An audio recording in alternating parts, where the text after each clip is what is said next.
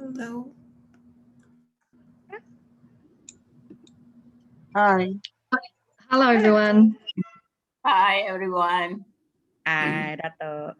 Hi. Hi. Hello. Hi.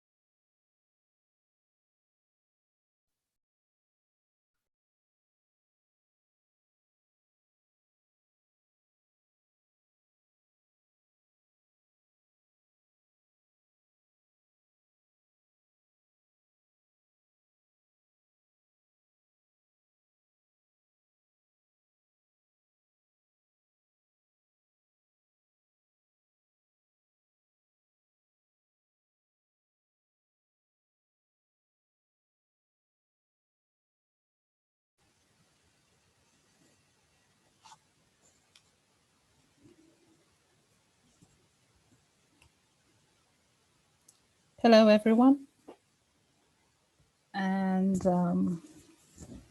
welcome to the session. My name is Rose Kioko from Kenya, that's in the Africa region, and glad to see you all from all parts of the world. The purpose of this session is just a pre-conference discussion, and it is not a formal session. So we shall have, it's provided so that we could have some discussions prior to the World Conference. First, a little housekeeping. The interpretation is provided for you simultaneously. Select your interpretation language at the bottom of your screen so that you can understand well. We shall have this session running on Zoom, which will be unlike the sessions that we shall have at the World Conference. The World Conference will use a different conference platform. However, we shall run this session similar to the sessions that will be run at the World Conference. We shall give the MOs that have put up forward motions 3 minutes to explain their motion. We shall give WAGs 3 minutes to respond, and then we shall open the floor for everyone else who'd like to respond to or ask questions on the motion. And each person gets about 3 minutes to speak. We do not have a lot of time, so we would like everyone who has a comment or a question to make it brief and precise to allow for as many people to speak. The motions have already been sent out to you, and so will not be read out. We encourage you to have your document nearby so that you're able to refer to it, and we shall post the links in the chat. Anyone wishing to speak will need to make their request via the chat. So please put your name in there and request to speak. Our hosts will pick up the names from there and we shall call you according to the names that are in there. We request that you keep your microphone muted if you're not speaking so that we're able to hear whoever is speaking. For everyone who has a question or comment or would like to speak, we request that you speak slowly to enable the interpreter to interpret for the rest. So without further ado, we shall be looking at 5 motions in this first part of this first session. After that, we shall have a break and come back for another session. I'd like to invite the first member organization to present their motion, which is a proposed motion 20, and will be presented by representative of Girl Guiding New Zealand. Welcome. Hello, everyone. Good evening from New Zealand. I'm Fiona Bradley. I'll be presenting motion 20 on behalf of Girl Guiding New Zealand. In 2019, the World Board released 10 aspirations for WAGs. One of these was being a member-led organisation, with the future being led by the voices and needs of the member organisations. To be member-led, we, Girl Guiding New Zealand, believe members need to be kept up to date about progress against the strategic plan. Girl Guiding New Zealand is aware that from 2017 through to 2019, at World Conference and regional conferences, there were a range of requests for greater information on the progress against the strategic plan and budgets of WAGs. While the themes of these motions were consistent, it was not always clear what information member organisations wanted to see. Our motion aims to get agreement from member organisations on the level of detailed reporting they would like to see and how often they would like this reporting. We wish to thank the World Board for the improved reporting over the last 6 months. We have talked to WAGs about whether there is a way to incorporate our request into the more regular reports we are now receiving from WAGs. They have suggested providing a summary of information quarterly and then greater information annually. We are open to amending our motion to make sure the information can be provided in a way that links to the World Board regular updates and the audited accounts. For today's discussion, we are keen to understand if you, the member organisations, support this motion on the level and timing of detailed reporting, and if you have any questions. Thank you. Thank you, Fiona. I'd now like to invite Anna Siegel from WAGs to respond on behalf of the WAGs global team. Anna. Thank you very much, Chair, and thank you also, New Zealand.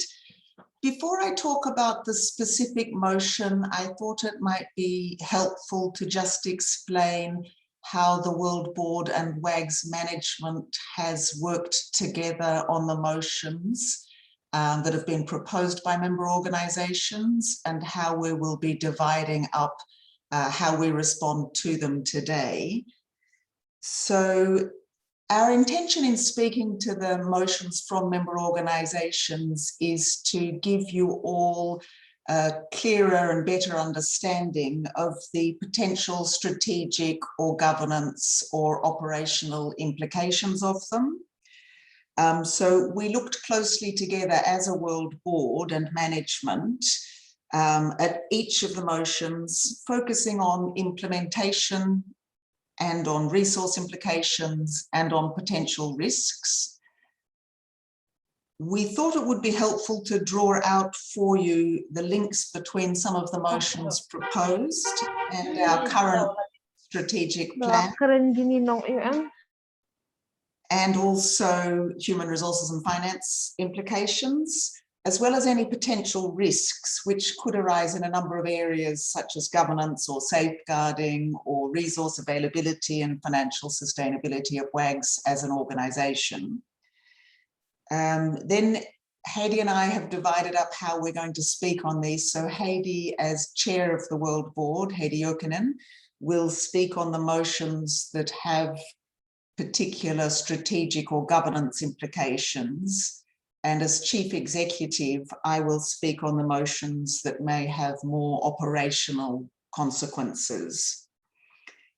Coming now then to the New Zealand motion, I wanted to thank New Zealand for putting the question of trying to have a better common understanding of what sort of reporting WAGS should be providing. And I think this is very important, as we do recognise at WAGS, that's both management and the World Board, that we need to be providing strengthened reporting. And I see that in two areas.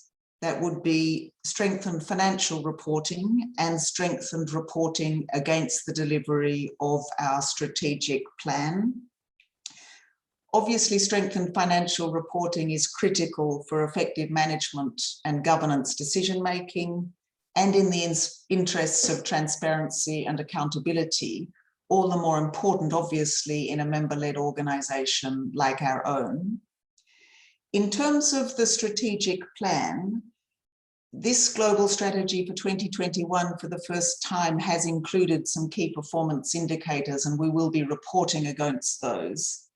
And our intention for the 22-23 global strategy is that we would have a more fully developed key performance indicators analysis so that we could in future also strengthen further the reporting in relation to achievement of the strategic plan. I entirely agree that we need to be providing both stronger annual reporting, and we will be doing that as and from the end of the 2021 financial year and moving forwards, and also stronger quarterly reporting. We've made some changes in the fit between the way the Audit, Finance and Risk Committee and the World Board meetings are timed. So what we would be intending for the future is that we would be providing summary quarterly information to member organisations following World Board meetings. And the World Board meetings, obviously, we'll be considering quarterly financial information provided to it by the Audit, Finance and Risk Committee, which comes from the management accounts provided to the Audit, Finance and Risk Committee and subsequently the World Board. That's all I have to say from a WAGS perspective. Thank you very much.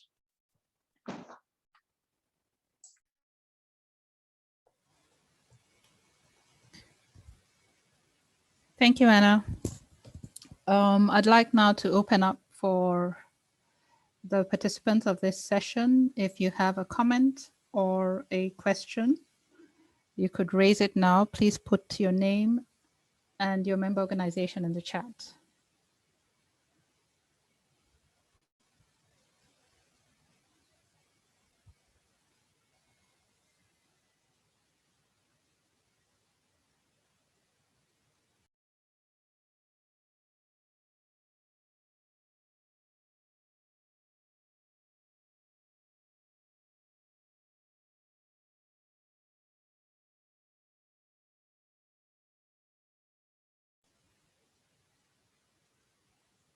Do we have any questions?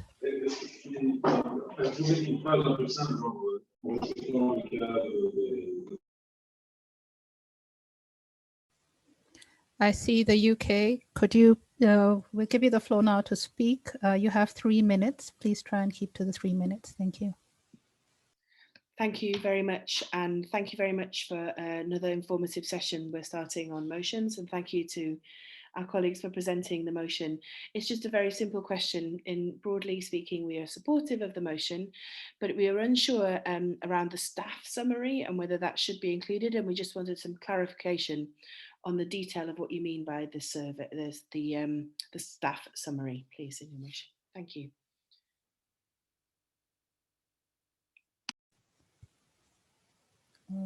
Thank you, UK. I see from the chat, Sri Lanka, do you want to ask us a question or you're just saying hello?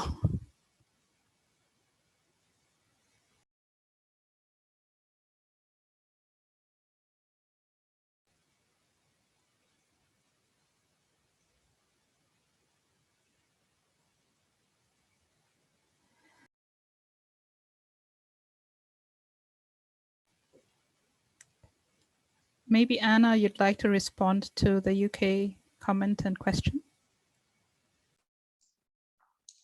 Let me just see first if Fiona is wishing to reply or she's happy for me to. Fiona? I'm happy for you to reply. Okay. Well, the New Zealand motion is, I think, for member organisations to have a greater understanding of the staffing effective or staffing body at WAGs. I think there's a particular wish to understand better how many full-time equivalent staff and or personnel are working at WAGs throughout the year, and to have a better understanding also of the division of the financial allocation for those personnel, whether it be from restricted or unrestricted funding sources. So we will be including additional information and slightly more detailed information in the annual report so that it is clearer the numbers and the restricted or unrestricted funding source.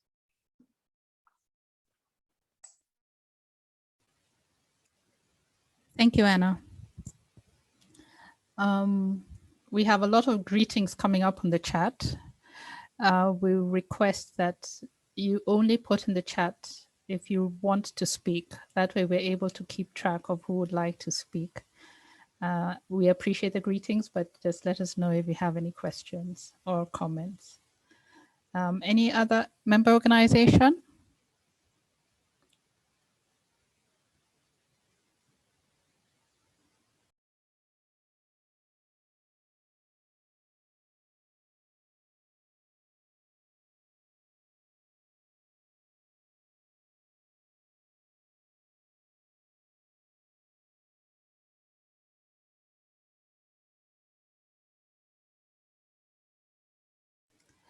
I presume we have no further comments or questions on the motion.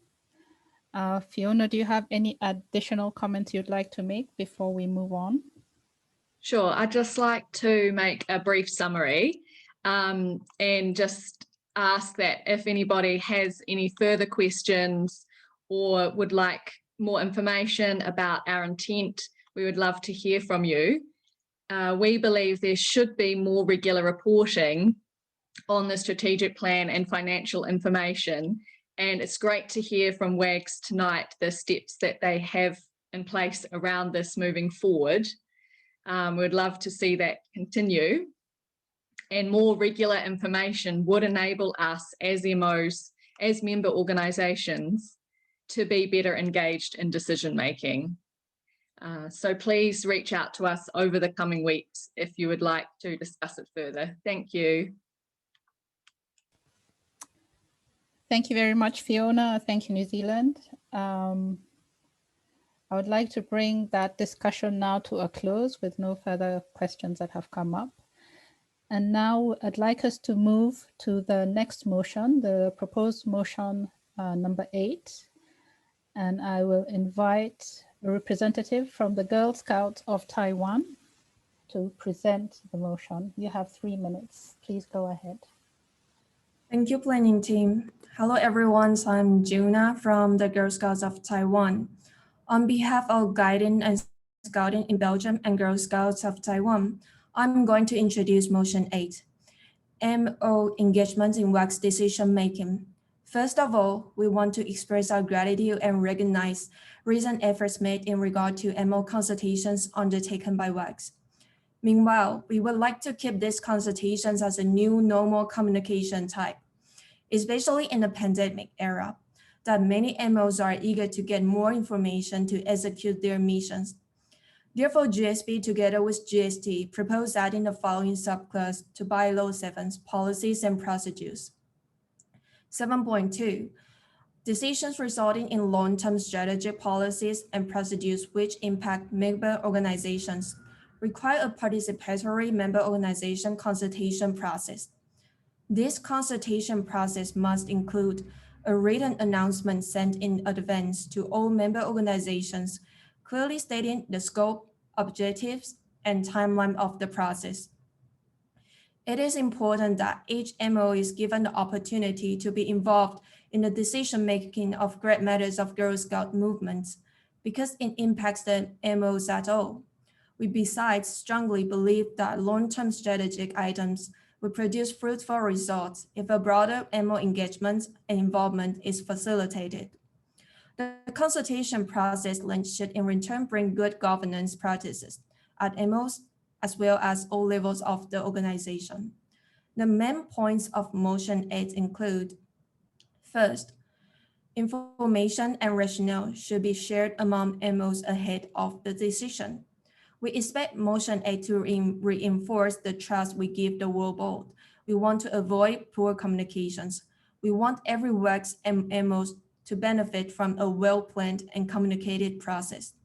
Second, adequate time frames should be provided to allow MOs feedback before decisions are finalized.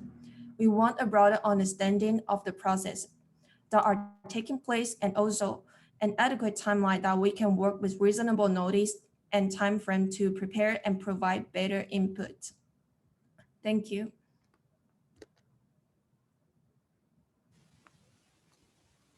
Thank you very much, Django, for your presentation. I would like to invite Heidi Jokinen to respond on behalf of the WAGs Global team. Welcome, Heidi. Thank you, Chair, and thank you, Taiwan, for the presentation of the motion. As a membership organization, WAGs sees MO engagement and input as a crucial to all strategic decision making. We see, for example, the consultations on Compass 2032, and even these pre-conference sessions that we are having today to discuss the constitutional and today, obviously, the non-constitutional motions as excellent examples of good consultation practices.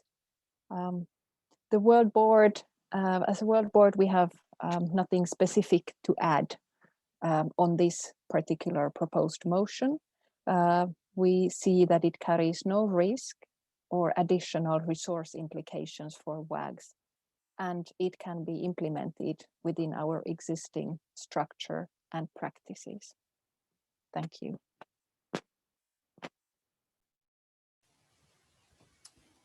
Thank you very much, Heidi, for your response. I would like now to open up for discussion and the member organizations who would like to speak. I see Raida. Would you like to respond to make a comment or ask a question on this response? Raida from Jordan.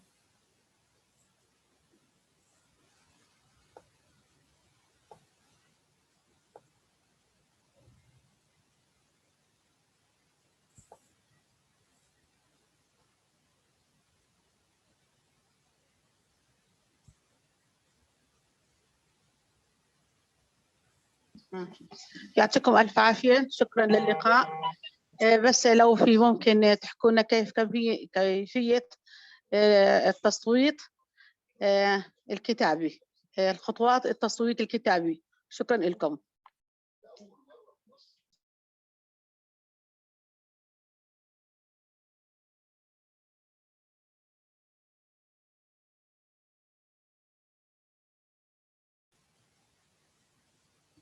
Thank you, Rada. I believe that question is actually for Heidi. Thank you. I'm not sure if this question relates to this particular motion, because today we are not voting on anything. So I'm not sure what voting procedure are you referring to, Raida? You are quite right. In addition to the voting taking place in the World Conference this year, there will be the written resolution process for the Compass 32, and later on this year, even for the strategic plan of WAGs. But there is a special process for it, and I'm sure we can share the guidelines on how to proceed with that voting for you later on, if that is what you mean. Thank you, Heidi. Just for clarification, the questions and comments that we're receiving now are related to the motions. So I hope that for the people coming after, you will keep your comments related to the motion. The next person who's requested to speak is Fiona Bradley from New Zealand. You have the floor. Hello, everyone. Thank you, Fiona Bradley from Girl Guiding New Zealand. Thank you to the Girl Scouts of Taiwan and Guiding and Scouting in Belgium for the motion. I'm interested to hear more on how this request would be different to the types of consultation that is already occurring. And talking about adequate timeframes, who would determine what an adequate timeframe is? And if an MO or group of MOs were not happy with the timelines, what would be the mechanism for resolving conflict around that? Thank you.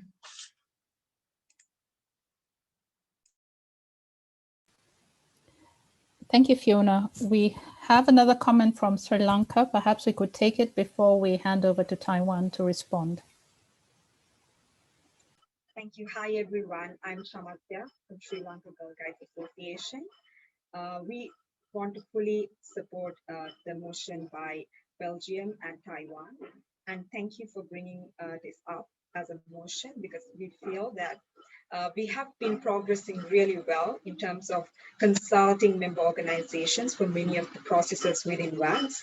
But I think it's also us now going through this transformative process of having participatory decision-making, where member organizations should be involved in co-designing, co-owning, co-leading these processes. And I think one of the most recent best practices or examples we have is for the Compass 2032, what we've been doing, engaging the member organizations. And we wanted to highlight that it has been very well put about the kind of time frame that we give for member organizations, because not every member organization is very well equipped, sometimes with the kind of language, the technicalities that come into the member organizations to be involved in it. So the member organization requires a certain time frame so that they could prepare their members and also get further awareness or understanding of what is required to be able to meaningfully engage in the process.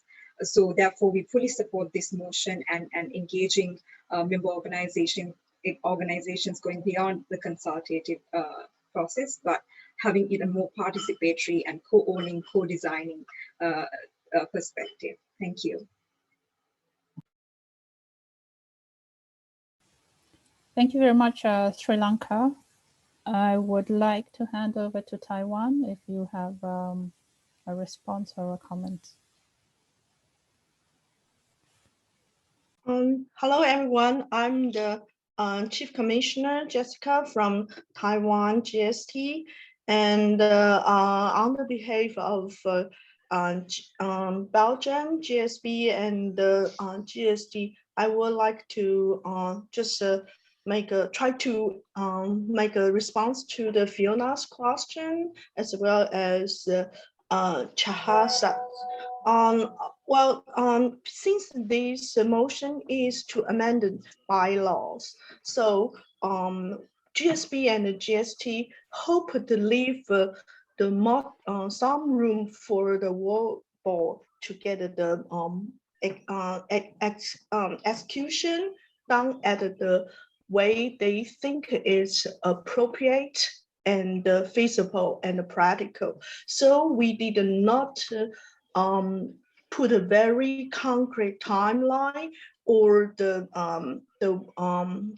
methods or the deliver ways of as well as some items, concrete items that should be consulted to the MO, because we think at the discretion of the World Board, they should make the most resources to make this process practical, physical, and transparent to the all and more. So that I think that's the bylaws, the basic principle of this amendment, this motion, just to emphasize the transparency and the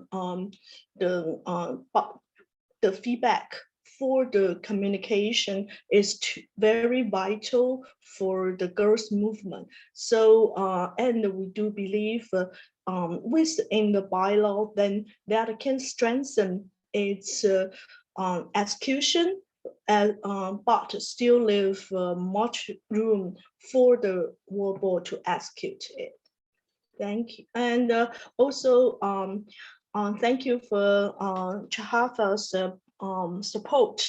And we do believe that will help girls movement. And once it may, if some MO do not think the World Board's deliver way is feasible or practical, they can probably give more feedback to the through either directly to the World Board or through the regional committee. And I do believe the World Board will make efforts to make whole the process satisfactory. Thank you. Thank you very much, Jessica. We have one more a request from Belgium to speak. Please keep it to 3 minutes. We shall have a bell when it gets to 2.5 just to alert you. And do speak loud enough for us to hear. Thank you.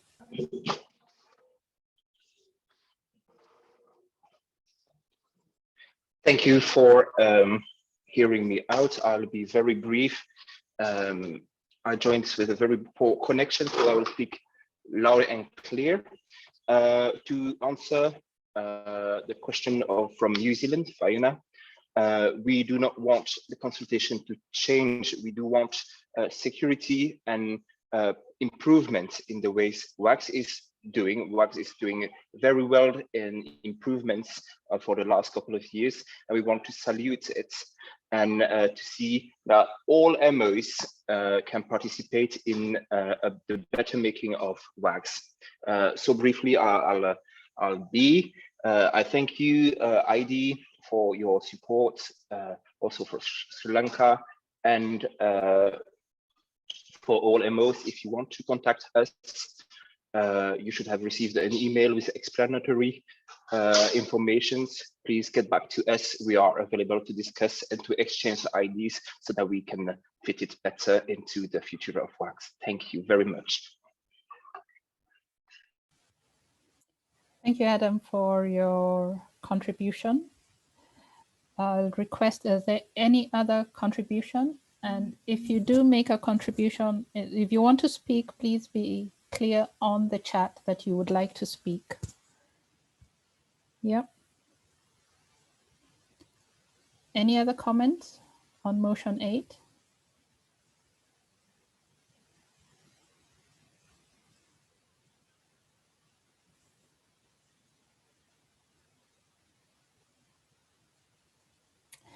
Okay.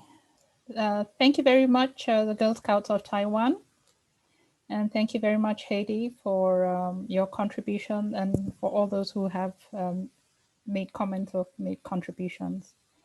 I would like now to bring that discussion on the proposed motion 8 to an end and request that we move to the next motion, which has been proposed again by the Girl Scouts of Taiwan, proposed motion 22 in your documents. And I shall invite again Girl Scouts of Taiwan to present their motion. You have 3 minutes. Thank you. Thank you, planning team. Hello, everyone. This is Juna from the Girl Scouts of Taiwan again. Besides motion 8, guiding and scouting in Belgium and Girl Scouts of Taiwan, team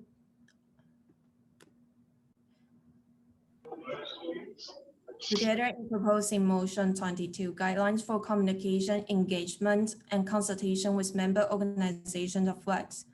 Because WACS is a member-driven and a member-led organization, we believe that communication, consultation, engagement with all MOs are so relevant in WACS decision-making. Therefore, we propose that the World Conference recommends that WACS reviews its guidelines for communication, engagement, and consultation with MOs in WACS decision-making process. In this regard, transparency, diversity within WACS, effective communication, respectful feedback, and with regular updates to MOs should be taken into consideration during decision-making.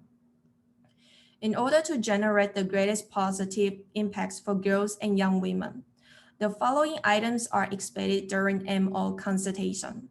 First, sufficient data and information to be provided to MOs to understand the scale, scope, implementation method, pros and cons, and the substantial impacts on WACS and MOs regarding important policies, strategies, and changes.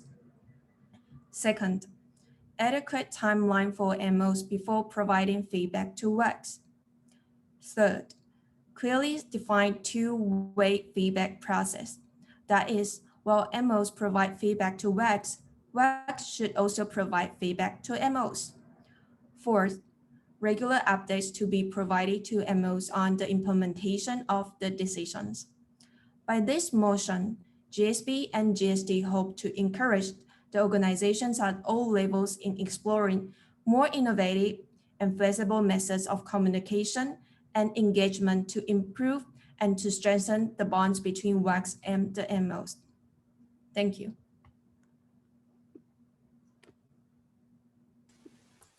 Thank you very much, Juna, for your presentation of the motion. I would like to invite Anna back to respond on behalf of the WAGS global team. Thank you very much for giving me the floor, Rose. Briefly on the proposed motion, as a number of you have mentioned, we have been reviewing the way that we engage and consult and communicate with member organisations to ensure that we do have a genuine interactive dialogue and a two-way feedback process.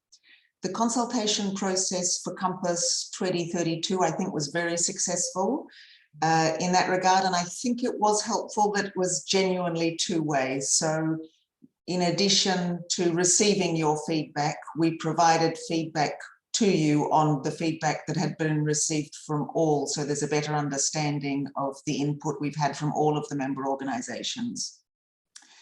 We plan to follow a similar process in developing the WAGS Global Strategy 22-23. We also believe that the new WAGS digital platform will be tremendously helpful to us in increasing interaction and dialogue and feedback opportunities for member organisations with each other and also with WAGS. We plan to have a pre-launch of the digital platform during the World Conference, so you'll have an opportunity to see what that will look like towards the end of July. We're also strengthening our capacity to provide member organisations with objective analysis and feedback on the work that we deliver. So as I mentioned earlier, the 2021 Global Strategy has a set of key performance indicators, and we will be reporting delivery against those in the 2021 annual report. We'll also continue in discussion with member organisations, and I hope also through the digital platform, to think more about innovative ways of engaging with member organisations and consulting with you.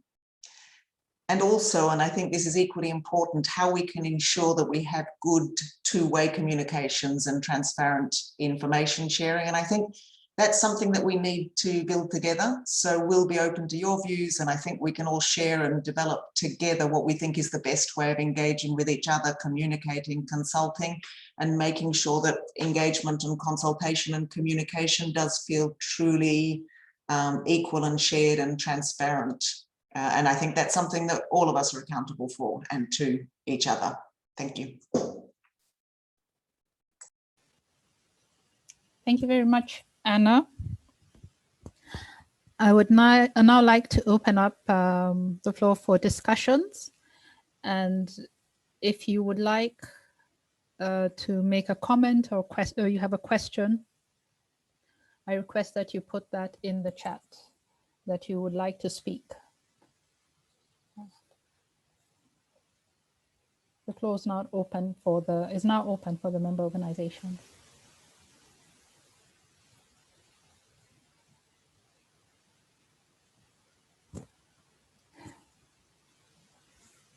I see a question from Poland in the chat, which I shall just read out. Poland, it's a couple of questions actually.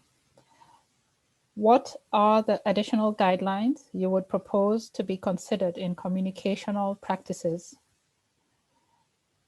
The second question is, could you give an example of the situation which inspired you to write this motion? And the third question from Poland is, what exactly should be added that is not functioning at the moment?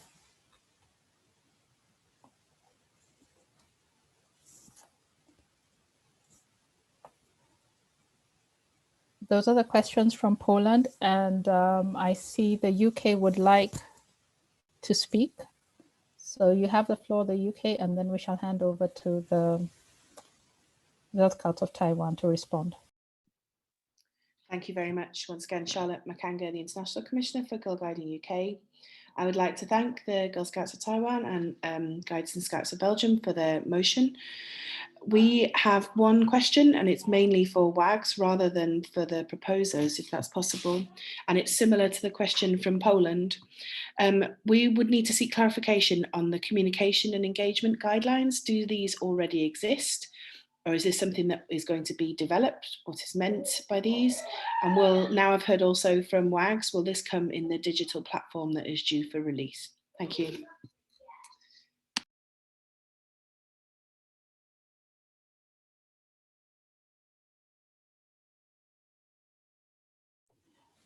We have just one more question from Kuwait before I hand over to you, Girl Scouts of Taiwan. Kuwait, you have the floor.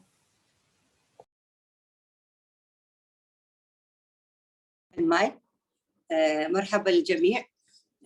أنا أطالع المقترح 8 مع مقترح 22 من تايلاند وبلجيكا. يتهيأ لي هم نفسهم مرتبطين في بعض. يعني إحنا لما نعزز الشراكات مع المنظمات الأعضاء عشان هم يعطون آرائهم ومقترحاتهم فترة طويلة. فهني تكون آرائهم ومقترحاتهم تقوي الواجز وآراء واجز، خصوصا إحنا منظمات أعضاء. ثاني شيء تكون فيها شفافية، يعني حتى مقترحات والآراء اللي تعطيها تكون بالتواصل بيننا وبين واجز بشفافية وقوة أكثر، علشان إحنا نعرف نتواصل يعني مع بعض. حتى الجمعيات الأعضاء تتواصل مع بعض، ممكن تتناقش وتاخذ أفكارها وتوصلها إلى واجز إذا كانت واجز هي تعطينا المقترحات والتواصل معنا في طوال الخطة الاستراتيجية أو الخطة اللي تنفذ طوال هذا. وأحب أن تايلاند أو تايوان أو بلجيكا تعلمني هل هذا 8 و22 مقترحات متصلين مع بعض ولا هذا غير عن غير. اللي أنا فهمت أنهم متصلين بعض. إذا هم يعطونا مقترحاتهم يعطونا فرصة عشان مقترحاتنا وإحنا نوصل لهم آرائنا، ثم بعدين تكون كلها بشفافية حتى خاصة في المؤتمرات، يعني ندمج هذا مع هذا يكونون اتصال واحد. وشكرا.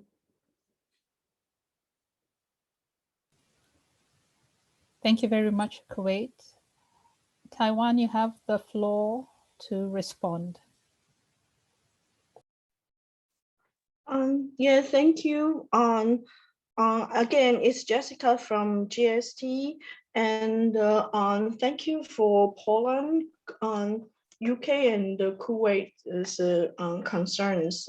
And again, it's more like elaboration of motion A, because that's what the GSB and GST first write this motion about it.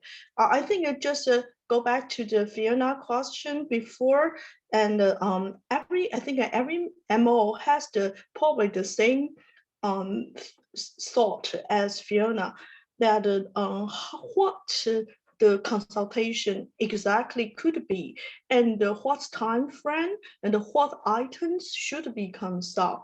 So motion 22 is kind of try to write a guidelines, but just guidelines, but not enforcement for the World Board to deliver the consultation process. So we add on the more concrete material, like the substance data, pro and con of the impact for the great decisions, or the the regular updates, adequate time before before the decision should be made. So such items of the written in the guideline should help the World Board to deliver the consultation and make it more satisfactory and informative to MOs. So that's the and actually we saw the very big success of the Vision 2032, as Anna just mentioned about. Yes, that's what we would like, the MO would like. So here we just try to write those procedure or those guide, the ways WACS has been doing, the World Board has been doing into the motion, so that the World Congress pass it and formally endorse the way that the World Board is currently doing. So I think this is more like a guidelines, but not the any enforcement for the World Board to follow. That's so, and I think that the version 2032 is a very great example. So that's why we want to write this for the to ask for the World Congress endorsement for the current way that the World Board is doing. And for the thank you also the creates the support, and I think by doing so, and like the World Board is currently doing, and it's actually strengthened the transparency, and also that helps the MO to follow on what the final decision that WACS has been done. And for the UK, I'm not quite sure if I answered the question. Yeah, I think kind of omit. So I'm not quite sure if I answered the question. So. Thank you very much, Jessica. There was a question from the UK directed to WAGS. Anna, would you like to respond to that? Thank you. We don't have, in response to the question, there were two parts of the question from the UK, one related to whether we currently have written guidelines on engagement and consultation with member organizations, and the second related to the digital platform, and I might need to get you to come back on that question. We don't have formal written guidelines about the ways in which we consult with member organizations.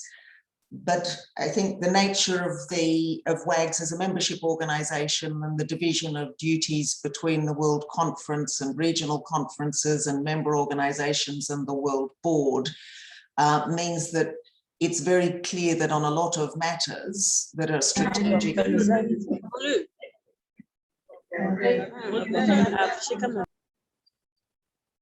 Thanks. On a lot of matters that are strategic. I think Techno, come on, you need to turn off your speaker. Sorry.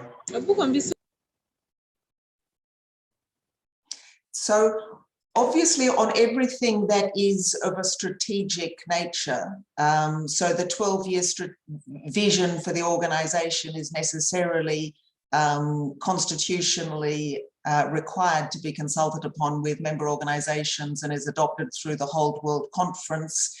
Decisions on the global strategy and the budget accompanying the global strategy is obviously also a matter that's decided upon by all of the member organisations, generally at World Conference, on this occasion through the written resolution process.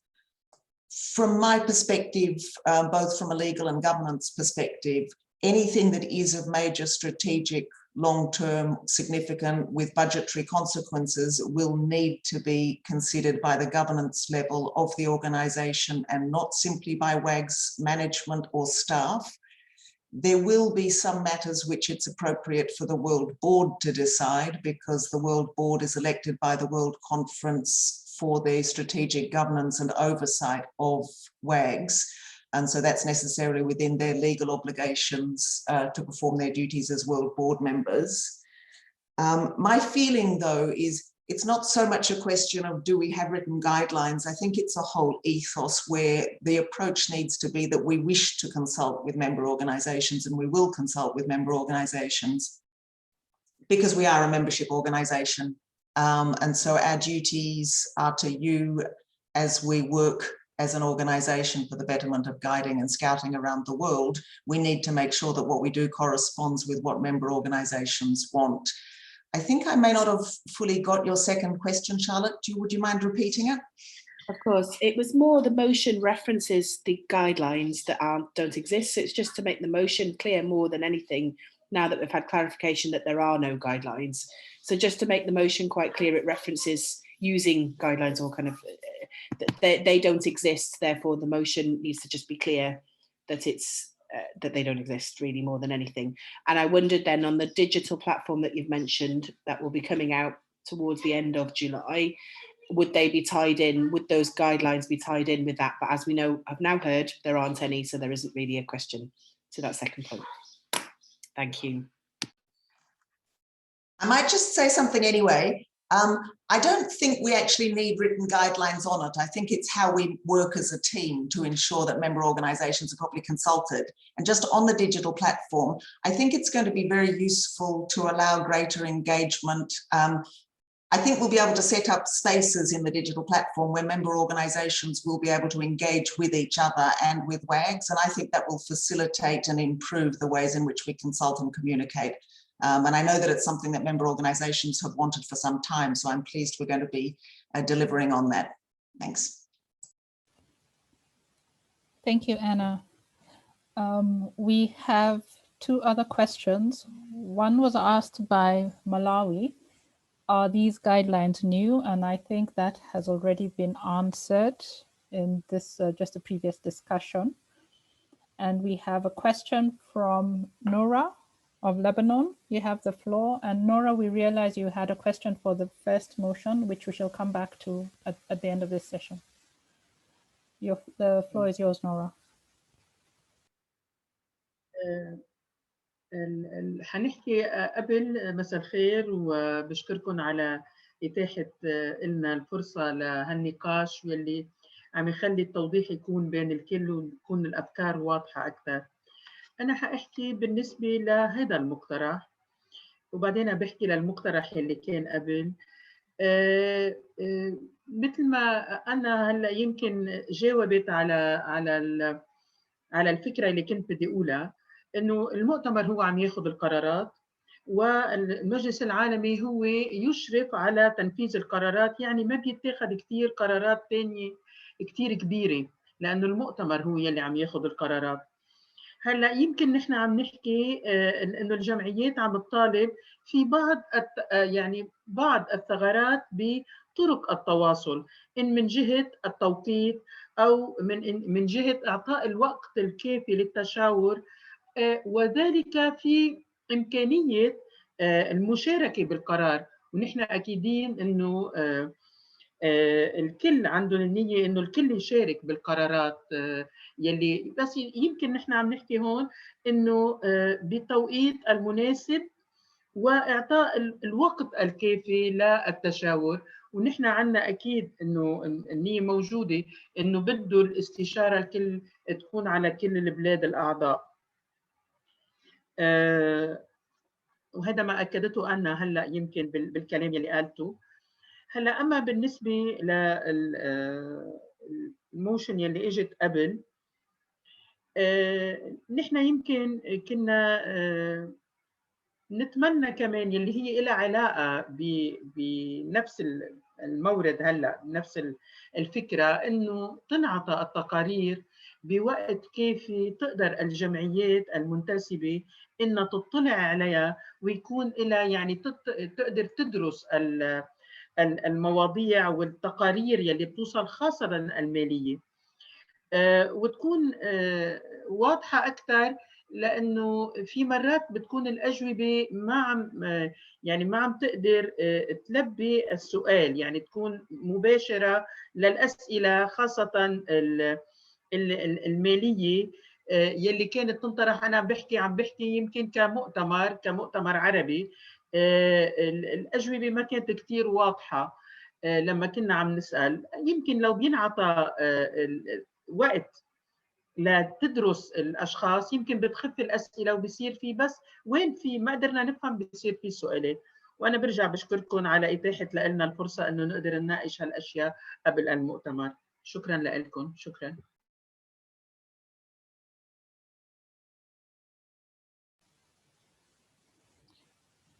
Thank you very much, Nora.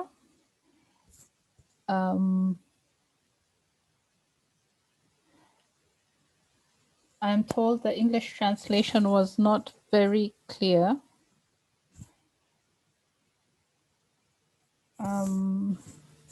Aina, do you want to say something?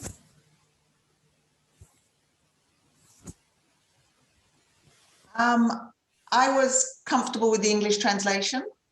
And I think, Noura, there probably wasn't a question in relation to this particular motion, because I think, as she mentioned, I'd addressed the points that she was making in my earlier intervention. On the question of motion 20 in relation to financial reporting, I mean, part of the reason that this motion has been put on the table, and I think that reflects what Noura has just said about the reporting, financial reporting provided to regional conferences. It seems to me that we have not always provided the best possible finance information in a timely manner. And that's something that I have been looking into since I arrived, and we're working on improving the financial reporting so that member organisations and the World Board have the information that's needed for member organisations for transparency and understanding, and for the World Board for proper and effective governance of WAGs as an organisation. So I think you will find that in 2022, you will get stronger information about WAG's finances than has unfortunately for some time been the case to date. So we're working on that, and that will be improved. We acknowledge and recognise where we could do better, and we will be doing better. Thanks. Thank you very much, Anna. We have exhausted the time to have the discussion on this proposed motion, and I just want to say thank you very much to Girl Scouts of Taiwan for presenting the motion, and for Anna, who's responded on behalf of the global team. And thank you too for all those who made comments. I would therefore like to bring this discussion on the motion 22 to a close, and would like us to move to the next motion, which is a proposed motion 19. And I invite the representative from Sri Lanka Girl Guides Association to present the motion.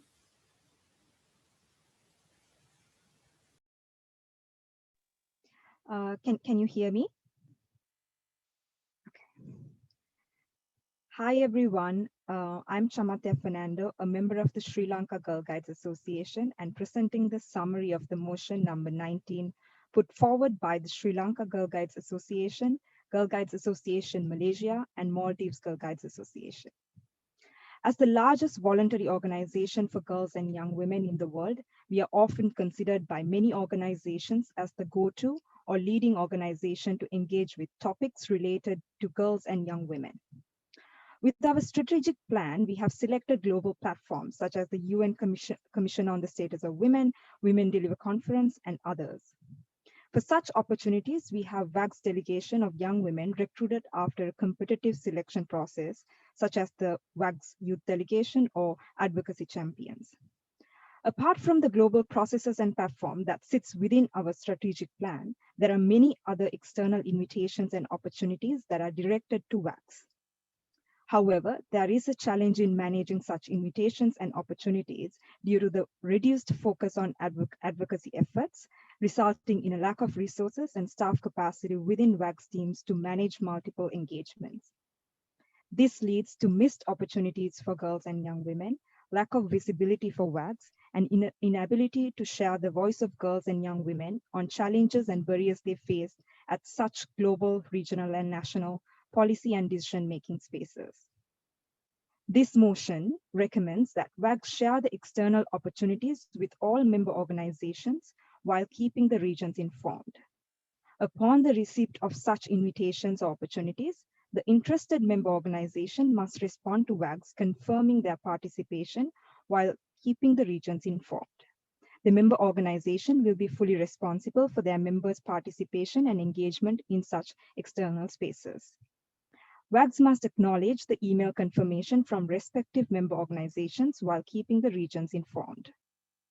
WAGs, together with member organizations, should develop a standard operating procedure and share the relevant guidelines and documents with the interested member organizations to help prepare their members. It is recommended that member organizations create a volunteer group of leaders within the national organization in advance to respond to such immediate and urgent invitations and opportunities. Upon the completion of the engagement, the member organization shall report to WAGs using the standard and simple reporting format, along with photographs, videos, consent forms, and other content required to promote the engagement. It is suggested that member organizations shall continue to follow up with participants upon the completion of the engagement. We are well aware that all member organizations around the world are doing incredible work in preparing girls and young women to access such platforms and to be part of enriching experience and gain exposure at global spaces. Therefore, this motion will further empower member organizations and make them equipped with the correct environment and tools to ensure their members are meaningfully engaging in global policy and decision-making spaces, while it will also address key challenges WAGs is facing in managing such external invitations and opportunities. This will be a groundbreaking effort for all and will address an existing problem with an action-oriented solution to overcome it. We would now like to hear from member organization for any questions or areas of clarification. And Girl Guides Association of Malaysia and Maldives Girl Guides Association will engage in responding to the same. Thank you.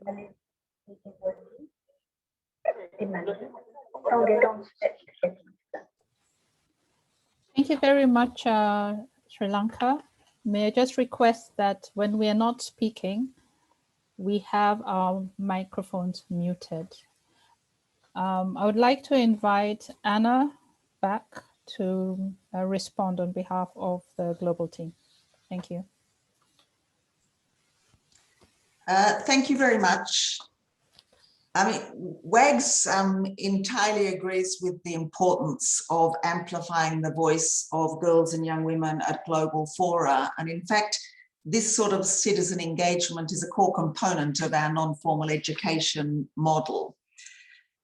As Chamatia mentioned, we do this through a range of international space and regional fora, including the Commission on the Status of Women, the UN Climate Change Conference, the Big Six, and others. And we focus on areas that are within the strategic focus of the movement as dictated by the vision and the global strategy for WAGS as dictated by World Conference and member organizations.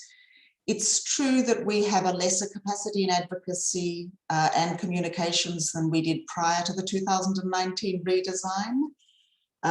Though I do want to stress that we have an enhanced focus on girl-led advocacy. So while we may have a smaller advocacy team, our focus is to enable and support young women speaking themselves on issues that concern them.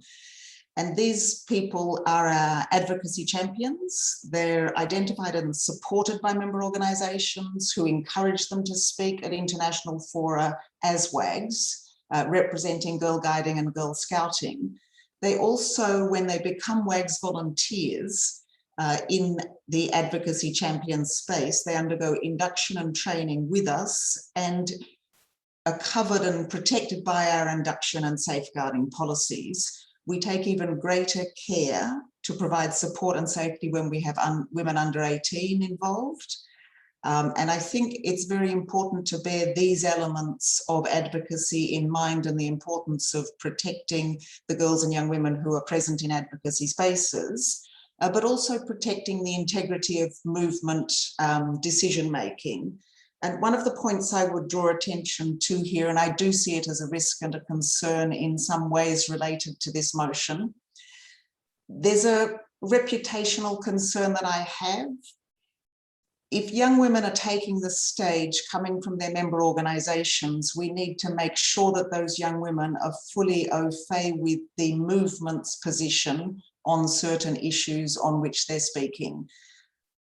If we have a more fluid space where girls and young women are speaking as WAGs, that could undermine the sort of positions on issues that WAGs member organizations have collectively agreed.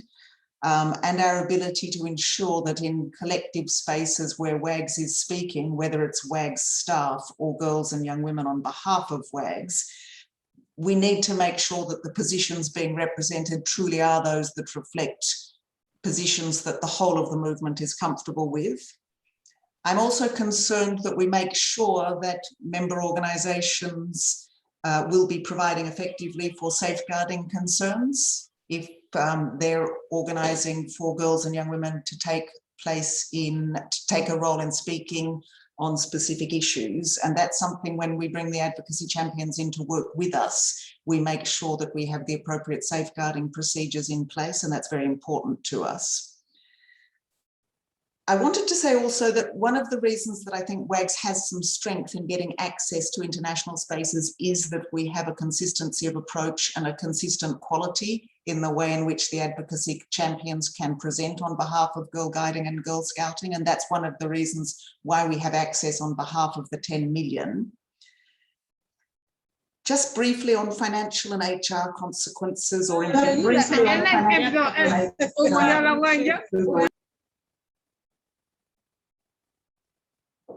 I think the speakers have gone off. I just want to... Techno, come on. You need to keep your speaker muted. I wanted to touch briefly on financial and HR implications of the motion as well. I mean, from a financial perspective, we have engaged in spaces and continue to engage in spaces in ways that are financially responsible and correspond to both our strategic plan and the budget. For us to be significantly more involved outside of that space would be potentially quite difficult and have significant financial resource consequences. We need to bear that in mind. And similarly, from an HR perspective, it would require us to hire more staff to implement the motion in the way it is proposed, because it would mean we needed people to administer coordination, induction of advocacy champions, making sure that they're fully protected and covered and have the tools at their disposal to represent the movement well and responsibly, and also to monitor the flow of information and requests. So my feeling is this is very important. We want to be sharing opportunities and we want girls and young women to be present on the international sphere, but we need to make sure that we do that well and carefully in relation both to movement unity and safeguarding and concern for the girls and young women who speak on behalf of WAGs. Thank you. Thank you very much, Anna. We are running a little behind schedule, but I would like now to open the floor to the member organizations to give their comments.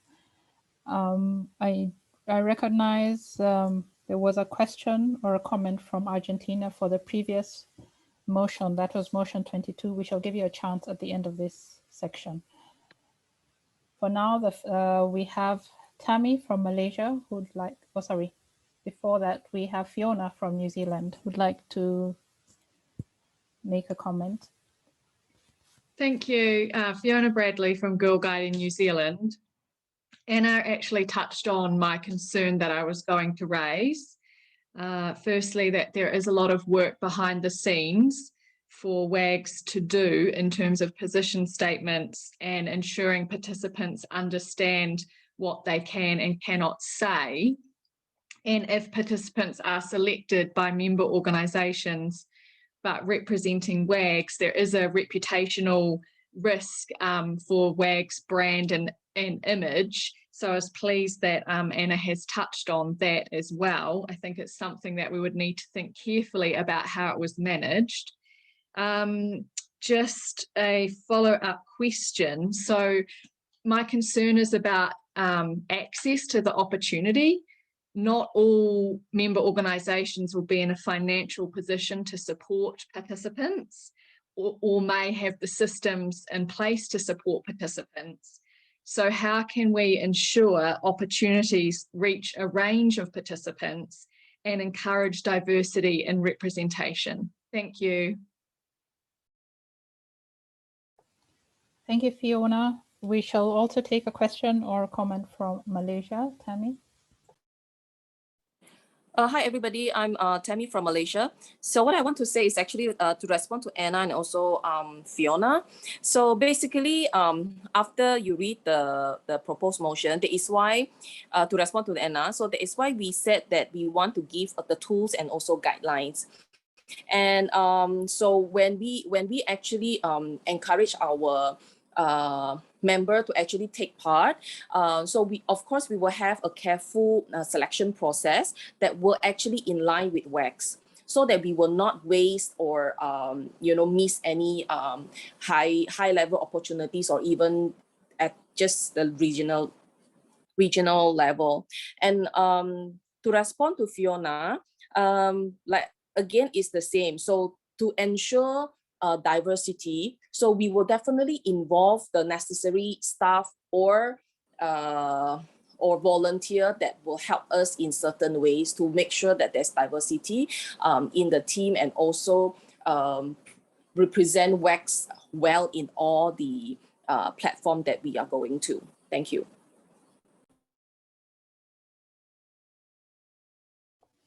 Thank you very much, Tammy, and thank you also for responding to Fiona.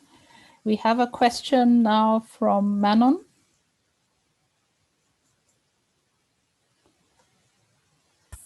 Oui, bonjour à toutes et à tous.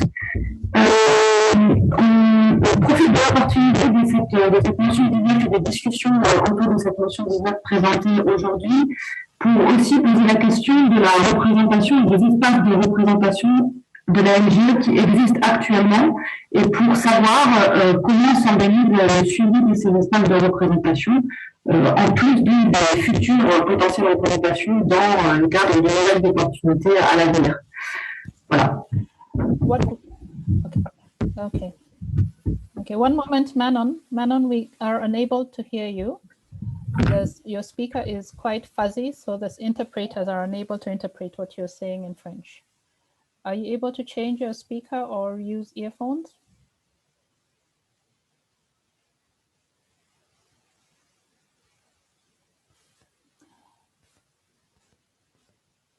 As we await Manon to reset, oh, here she is.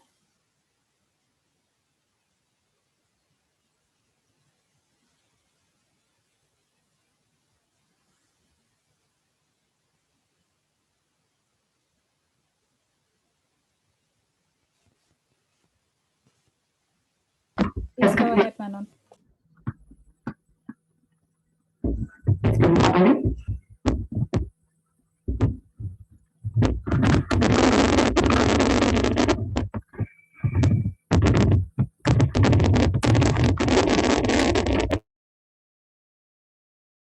Okay. Manon is going to type in her question. We have a question from Malawi, which I shall read out. The question is concerning the challenges in managing advocacy, as one of them is lack of resources. What can we do to empower volunteers in this challenge?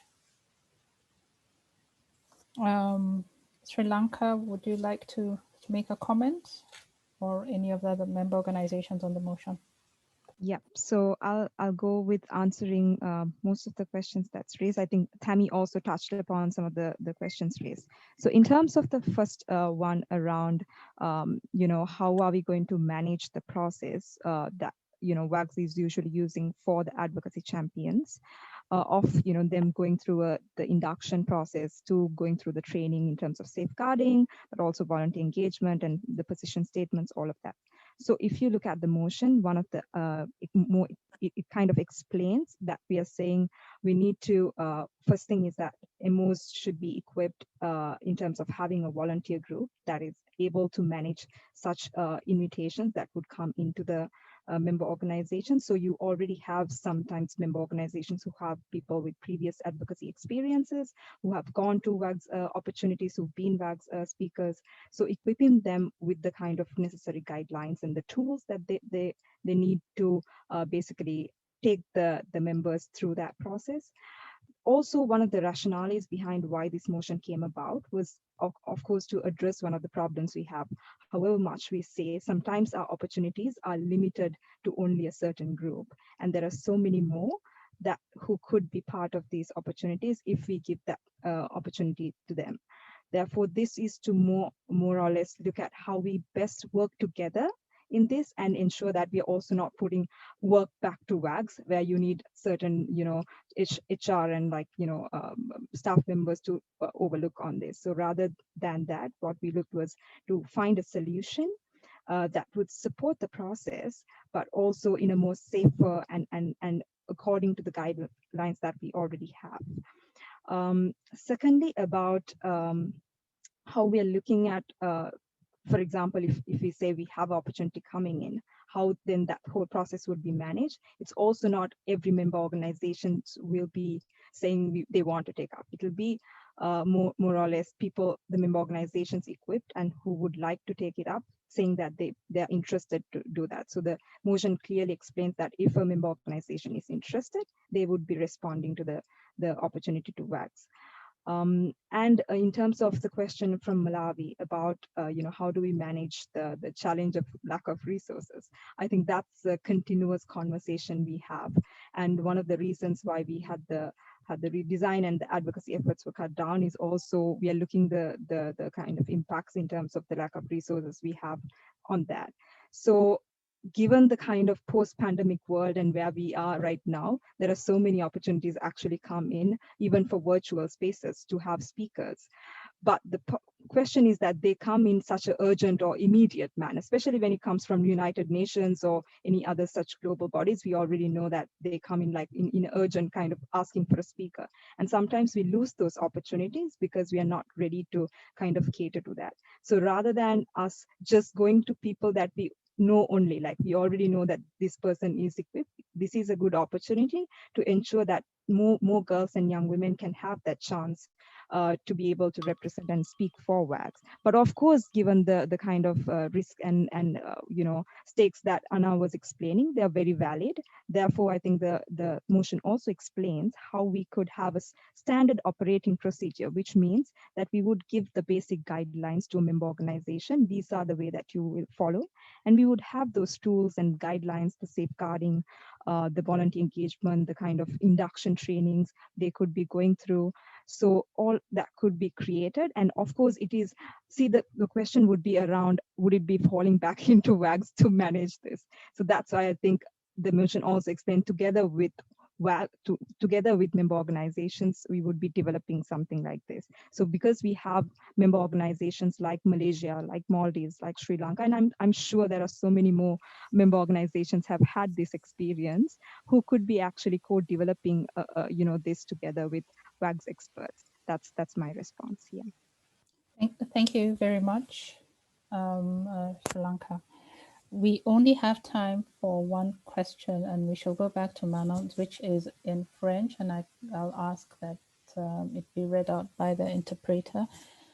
The other questions I propose, Poland has some questions. If you could share them directly with the member organizations proposing via email, separate from outside of this session, as we have run out of time for this one.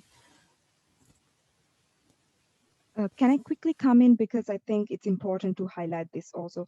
So please feel free to reach out to us, and we are more than happy to have another discussion with any member organization that would like to kind of clarify these areas, but also raise questions with regards to the motion, and also even to WAGs if they would like to have a further discussion about this motion. We are more than happy to accommodate that. Thank you. Thank you.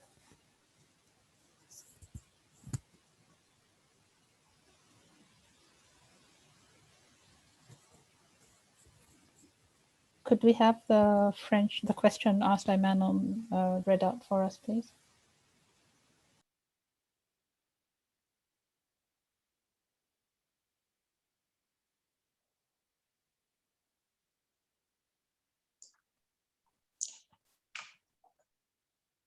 Manon asked to have information about how these processes are managed already within WAGs. And thought it would be helpful to understand better how we could work in relation to this. If I might answer that, because I think it's more directed to WAGs. My concern about this motion is not the concept in the motion, it's that the motion in the way it's drafted is excessively prescriptive, and it tries to establish in 7 or 8 paragraphs how it should be done. So while it speaks about developing standard operating procedures, it in a sense constrains because it already sets out how things should be managed without having had negotiations and discussions fully with member organizations and discussions about how we can practically manage this at WAGs. I think as it's crafted, it will lead to additional HR consequences and finance consequences for WAGs. And we're simply not in a position to take on extra burdens, whether it's finance or staff. I think there is probably some scope to think about how we could together in a more collaborative and two-way feedback system work on some procedures that might work successfully. But I'm also very keen to avoid a situation where it is only girls and young women from relatively wealthy and well-equipped member organisations who are able to speak at global fora. I feel it's crucial that WAGs, as the organisation that brings together girls and young women from 152 member organisations, gives an equal voice to girls and young women around the world. So I think this motion does require some thinking, and maybe we need to have some further discussions so we could work together and think about whether we could find some new language that could be then presented together as an amended version.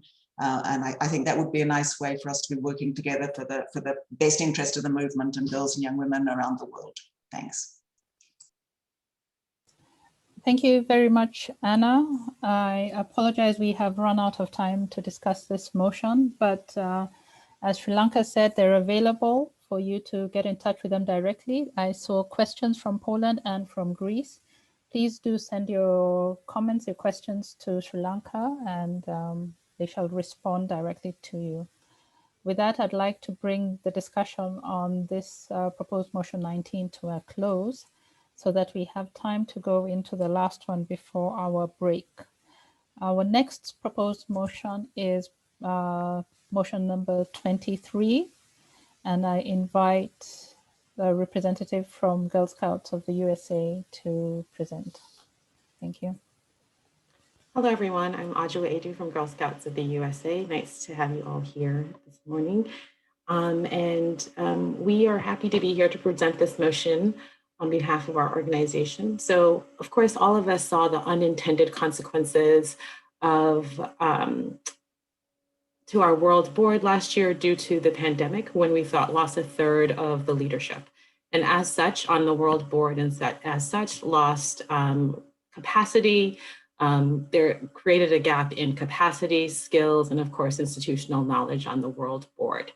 Of course, we are really glad to see the existing World Board members come in and fulfill those roles and solve for that gap very well. But what this brought to light for our organization was that though our Constitution has provisions for the replacement of board members in case of death or resignation or removal, it does not provide any direction or guidelines as to when a board vacancy should be fulfilled during unintended times.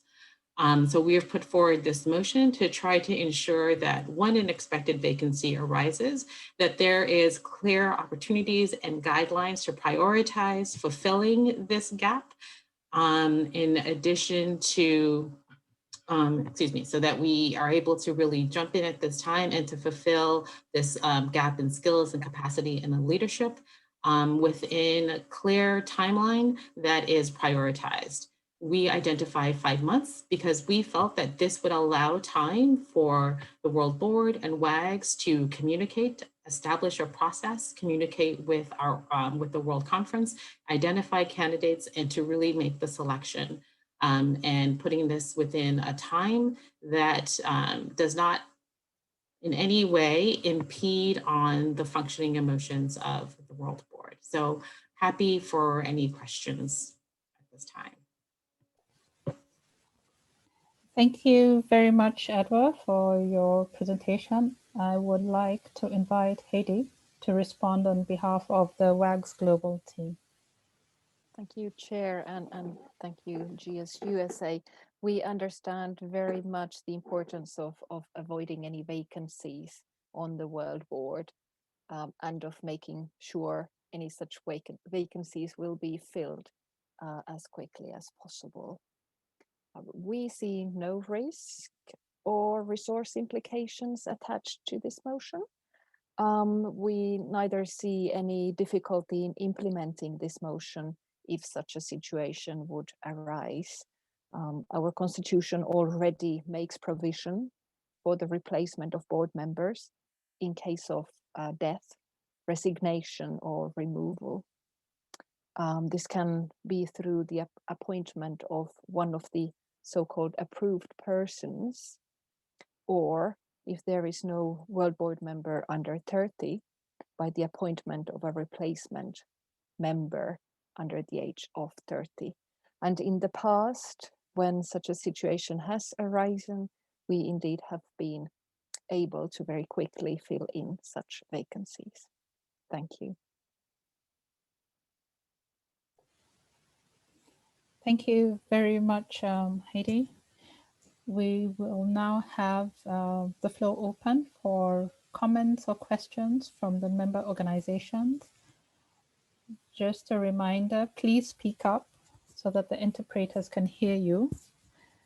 And the floor is open now. I do not see any questions yet, but the floor is open for your questions or comments.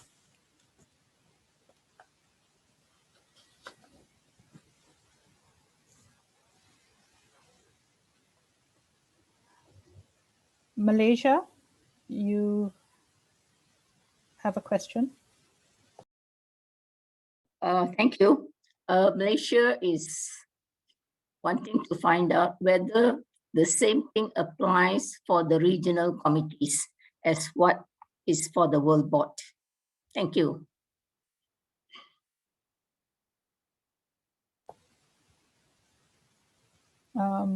GSUSA, we do not have any other question. Could you please respond? Yes. I think definitely that is something that we should put into consideration and put this kind of guidelines across the board for both regional and world board and applying it to regional conferences, unless there's any reason for that not to apply.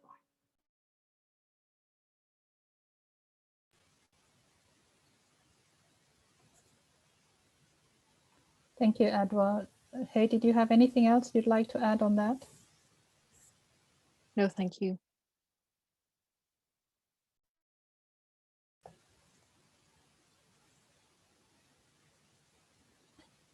Do we have any other comments or questions from the member organizations?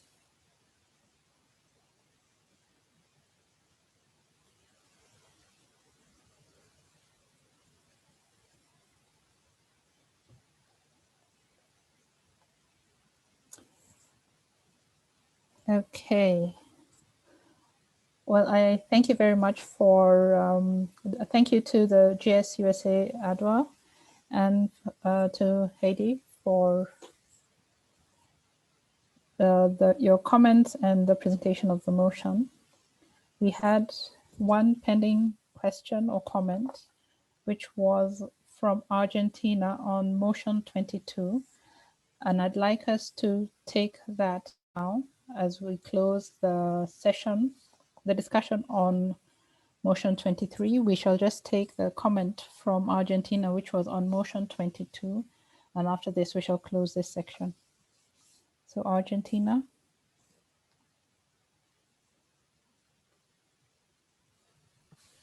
Buenas tardes, mi nombre es Candela de la Asociación Guías Argentinas.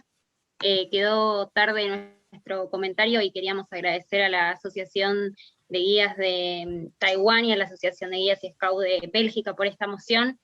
Me parece que también fue muy clarificador y bueno el comentario de Ana sobre la plataforma virtual, y consideramos que este contexto nos va a empujar a nuevas dinámicas de tener feedback de una manera mucho más dinámica y utilizar la plataforma virtual que mencionaron, y también agradecemos a Ana por su comentario sobre los informes y los reportes financieros. Era simplemente eso para no robar más tiempo. Muchas gracias.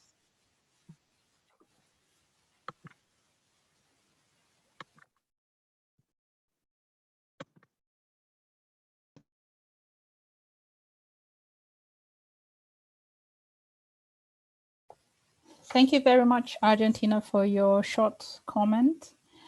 And I thank all the member organizations and the presenters who have made contributions during this session. We have now come to the end of the part one of this session.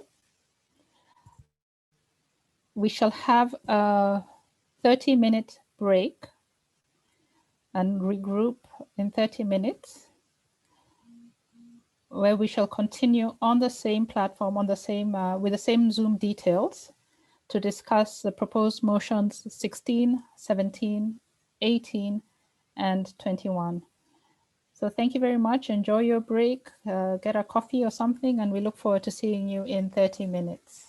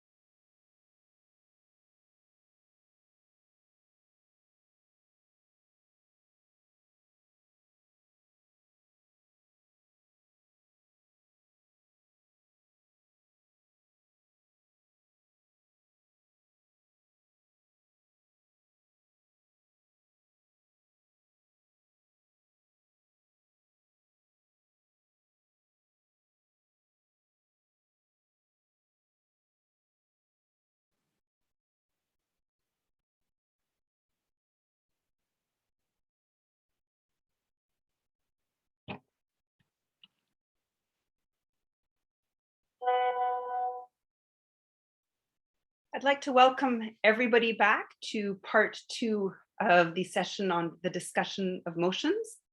My name is Angela Dawson from the Girl Guides of Canada, and I will be facilitating this second part of the session. In case some people are new, and just as a reminder for those that were here for part 1, please use the interpretation button at the bottom, select the language that you would like. We have interpretation in all 4 of WAG's languages. This session really is an opportunity for member organizations to ask questions, to understand the proposed motions, and to hear from different MOs prior to the conference. There will be a similar formal session at the conference. We will therefore follow a similar format. We will ask the presenting member organization to present their proposed motion. They will have 3 minutes to speak to it. We will ask for WAGs for a response for another 3 minutes, and I will then open it up to questions or comments from any member organization. We would ask if you would like to speak to please indicate this in the chat, indicating that you do or would like to speak, with your name, your member organization, and the language in which you would like to speak. We would also ask, for the sake of our interpreters, that you please speak slowly and clearly. With that, the first proposed motion for us to discuss is proposed motion 16, which comes to us from Guiding and Scouting in Belgium. They are unfortunately unable to join us at this point, but have provided a video for us, which we will now feature.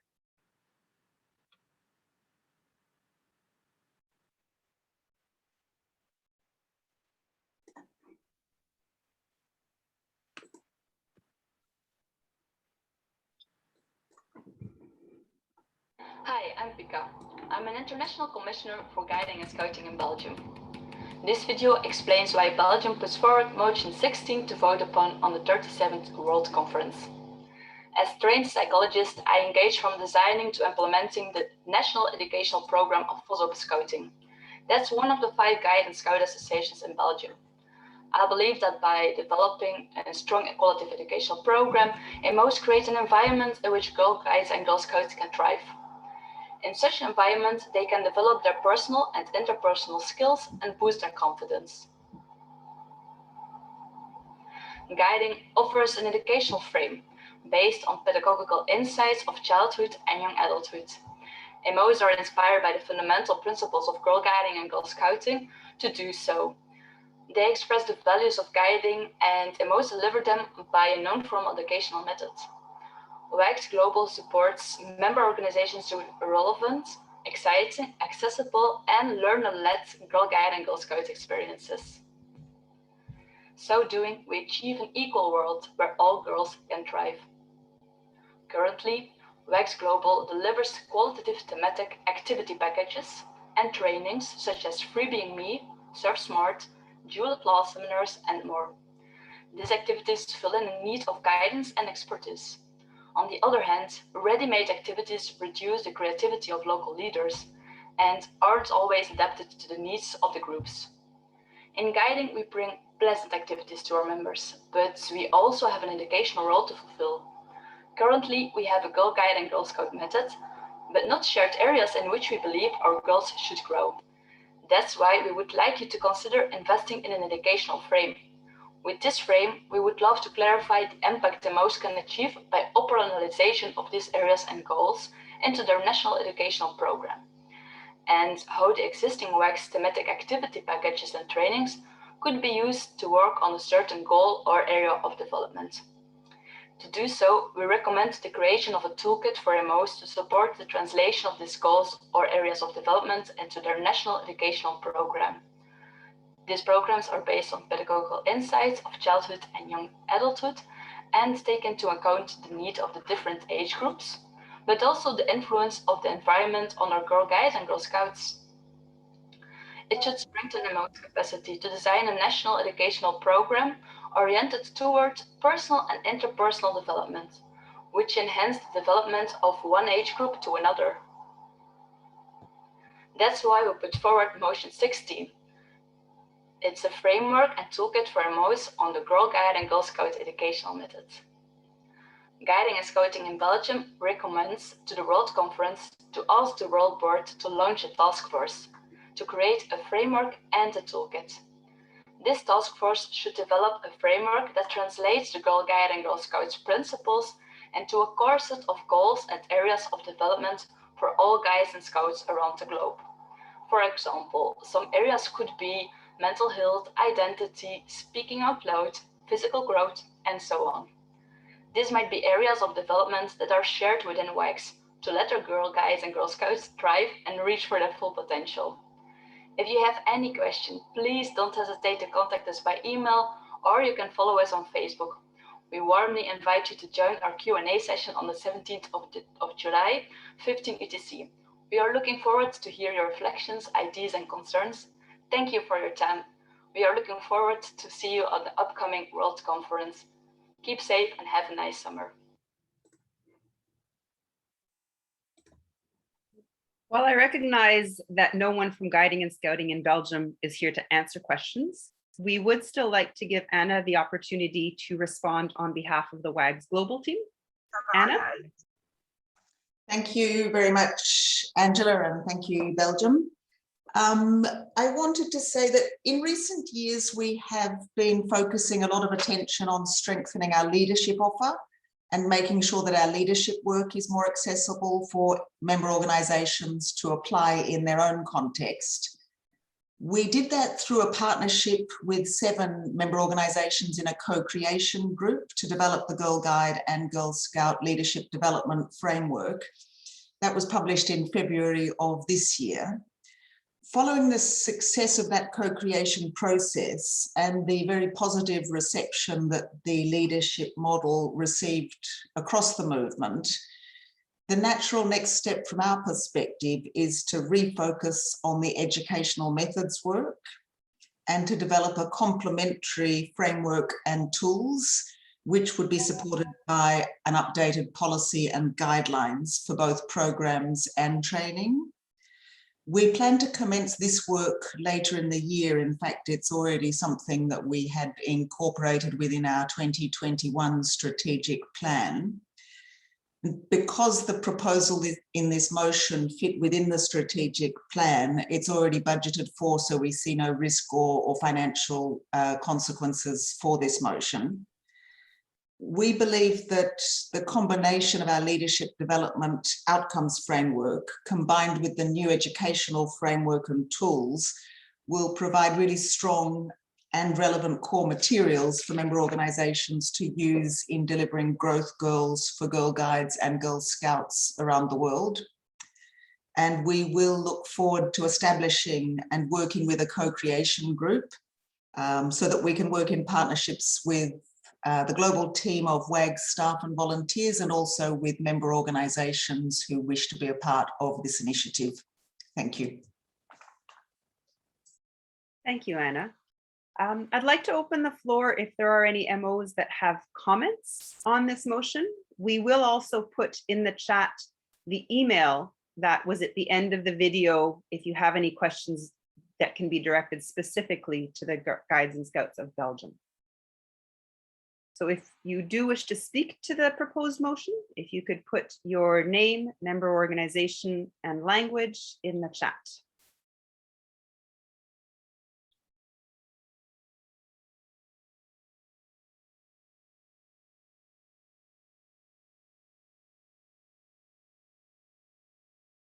Any comments on that motion? Again, we will provide you with the email so that you could ask any questions specifically to the Guides and Scouting in Belgium.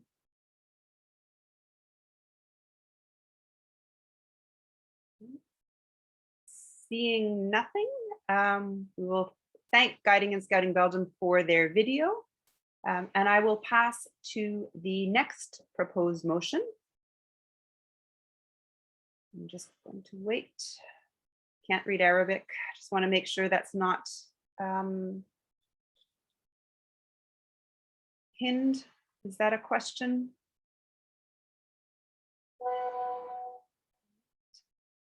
Hind from Kuwait, a comment with regards to motion 16.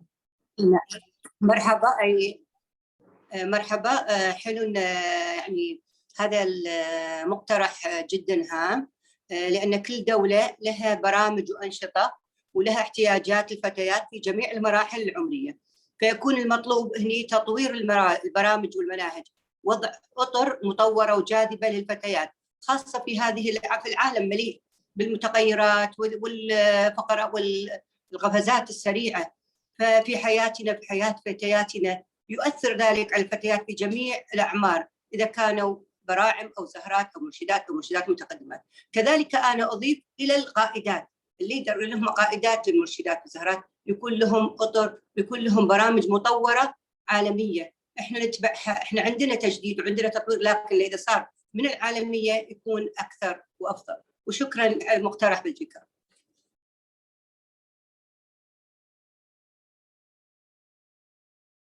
Pleasure.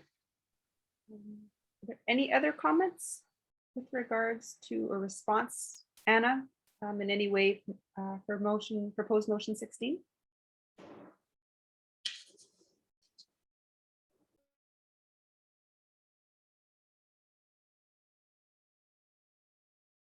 Hearing none, I will then pass to proposed motion 17 from the Comité de Enlace del Guidismo en España.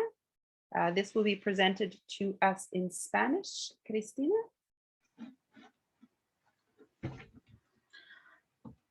Hola, buenas tardes, buenas noches o buenos días a todas.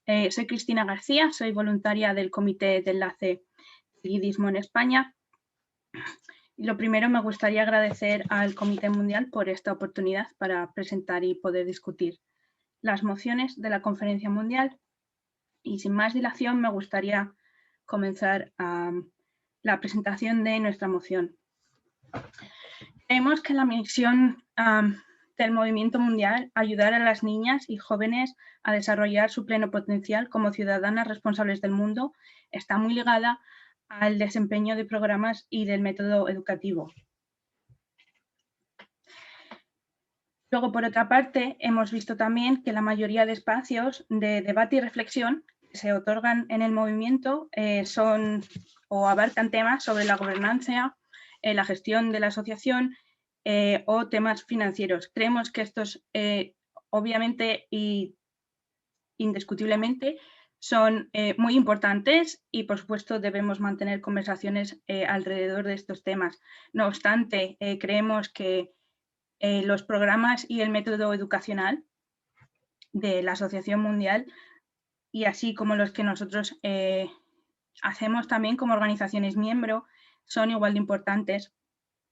Y es por eso que nos gustaría proponer un espacio de debate sobre programas y métodos educativos, porque así también estos se podrían ajustar un poco más a las necesidades de las organizaciones miembro, que son también cuestiones que se han venido a preguntar en otros espacios de debate, como otras conferencias mundiales o regionales.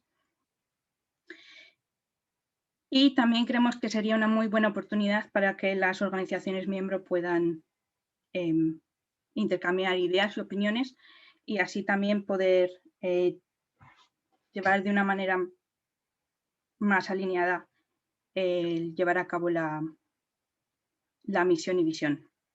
Y por último, decir que estamos aquí encantadas de oír en cualquier pregunta o cualquier propuesta a esta moción.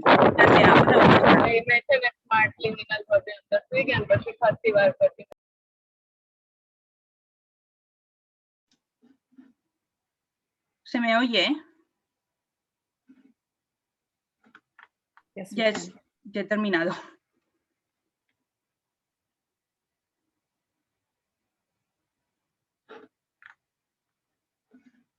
Great, thank you very much, Christina. I would like to call on Anna to respond on behalf of WAG's Global Team.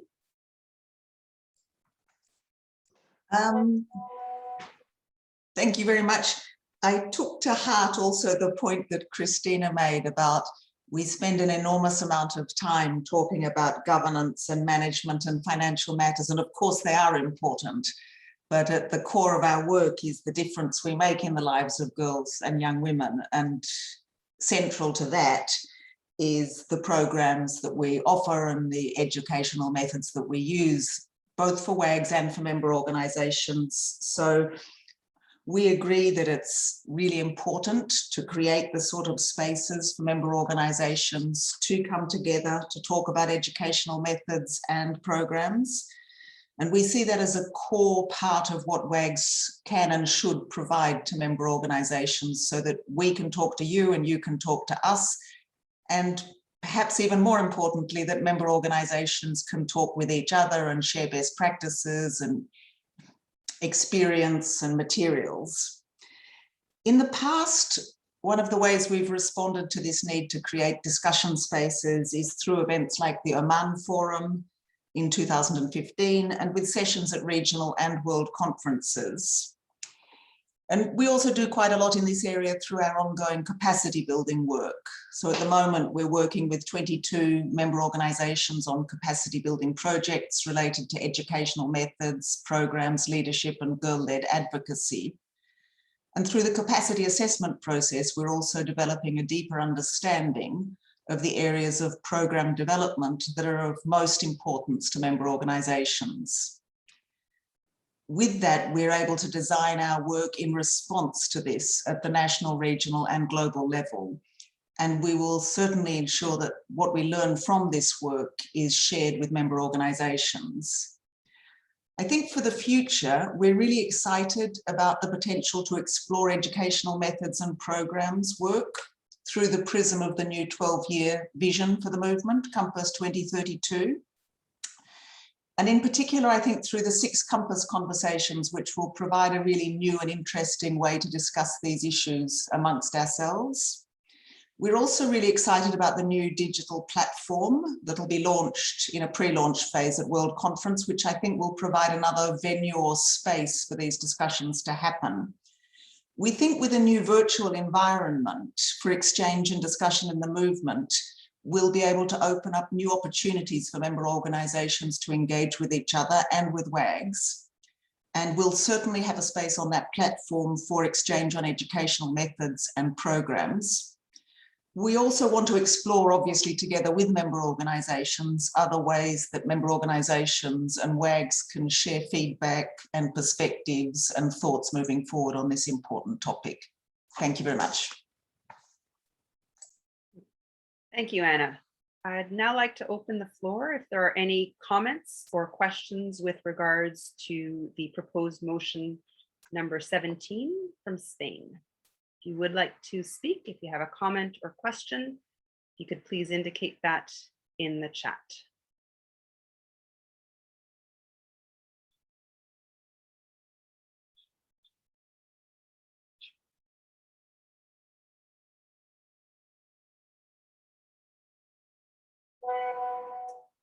Bahrain, if you have a question or comment, if you'd like to speak, the floor is yours. اي نعم، شكرا جزيلا.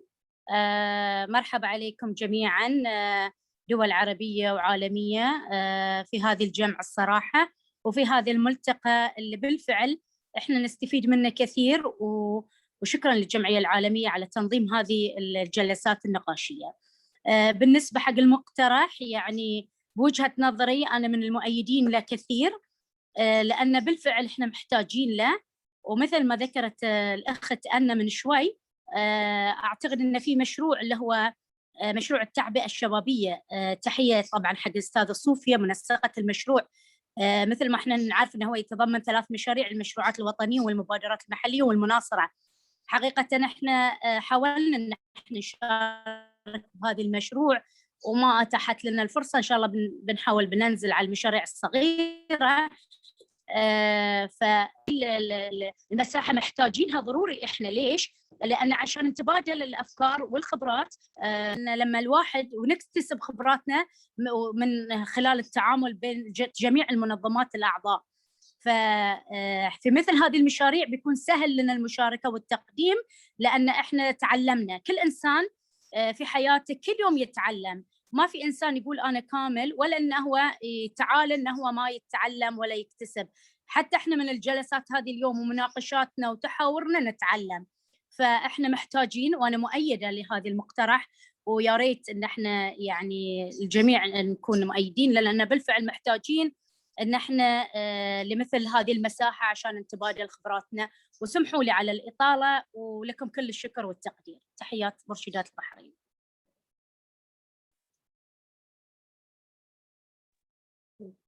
Thank you very much. I also see that we have Noura from Lebanon. Noura, the floor is yours. شكرا. طبعا الفكرة كتير جيدة والمساحات، بس نحن عم نشوف هلا شو المساحات يلي معقول تكون. هل يا ترى فينا نعمل نحن بين مؤتمرات الأقاليم شيء مشترك؟ هل يا ترى نحن فينا نعمل توأمة بين الأقاليم ليقدروا يساعدوا بعضهم؟ يعني المساحات المشتركة اللي بدنا نلاقيها لنقدر نعرض بدها تكون مساحة فعلا الواحد مش بس يسمعها، يقدر يعرض ويناقش هالأشياء. يعني يا ريت يصير في مثل تدريبات مشتركة بين الأقاليم يمكن، أو شيء على صعيد المؤتمرات الإقليمية. وأنا بحب إذا بيعطونا هيك أفكار كمان بتكون كتير حلوة. وأنا بشكركم على هالموشن، يعني كتير أنا بأيدها. شكرا.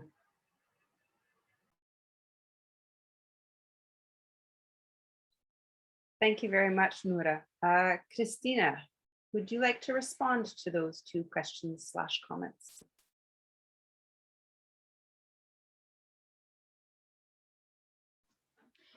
Sí, muchas gracias por las aportaciones, tanto de Anne como de las otras dos asociaciones. Simplemente decir que sí que es cierto, como se ha comentado, que existen estos espacios o herramientas para no hablar de estas cosas y tratar estos temas, pero lo que sí que de verdad nos gustaría ver es que sea un espacio únicamente dedicado a estas cosas. Y coincido también con Noura que debería ser entre conferencias regionales o interregionales, sería muy buena idea. Y también, bueno, pues sabemos que esto con la ayuda de la Asociación Mundial podríamos encontrar la forma de llevarlo a cabo. Muchas gracias.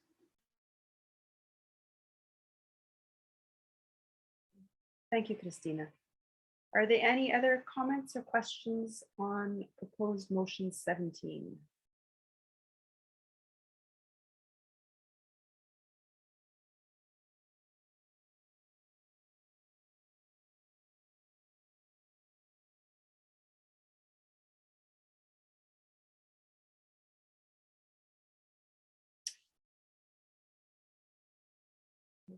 Comment on proposed motion 19.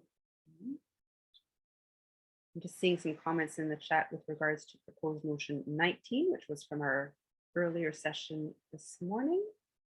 I'm looking just to see if there are any comments on proposed motion 17.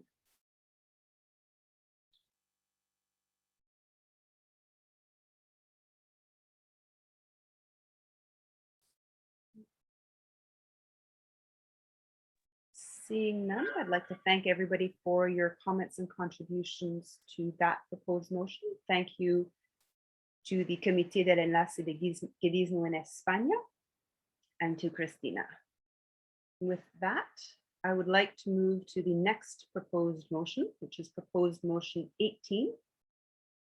It comes to us from a grouping of MOs, the Girl Guide Association of Cambodia, the Girl Scouts of Japan, Girl Scouts of Korea, the Girl Scout Association of Mongolia, the Girl Scouts of Taiwan, and the Girl Guide Association of Thailand. I would like to ask for one representative from that group to speak to proposed motion 18. Thank you, planning team. Good morning and Good evening, everyone. This is Wichara from Girl Guide Girl Scout Association of Thailand.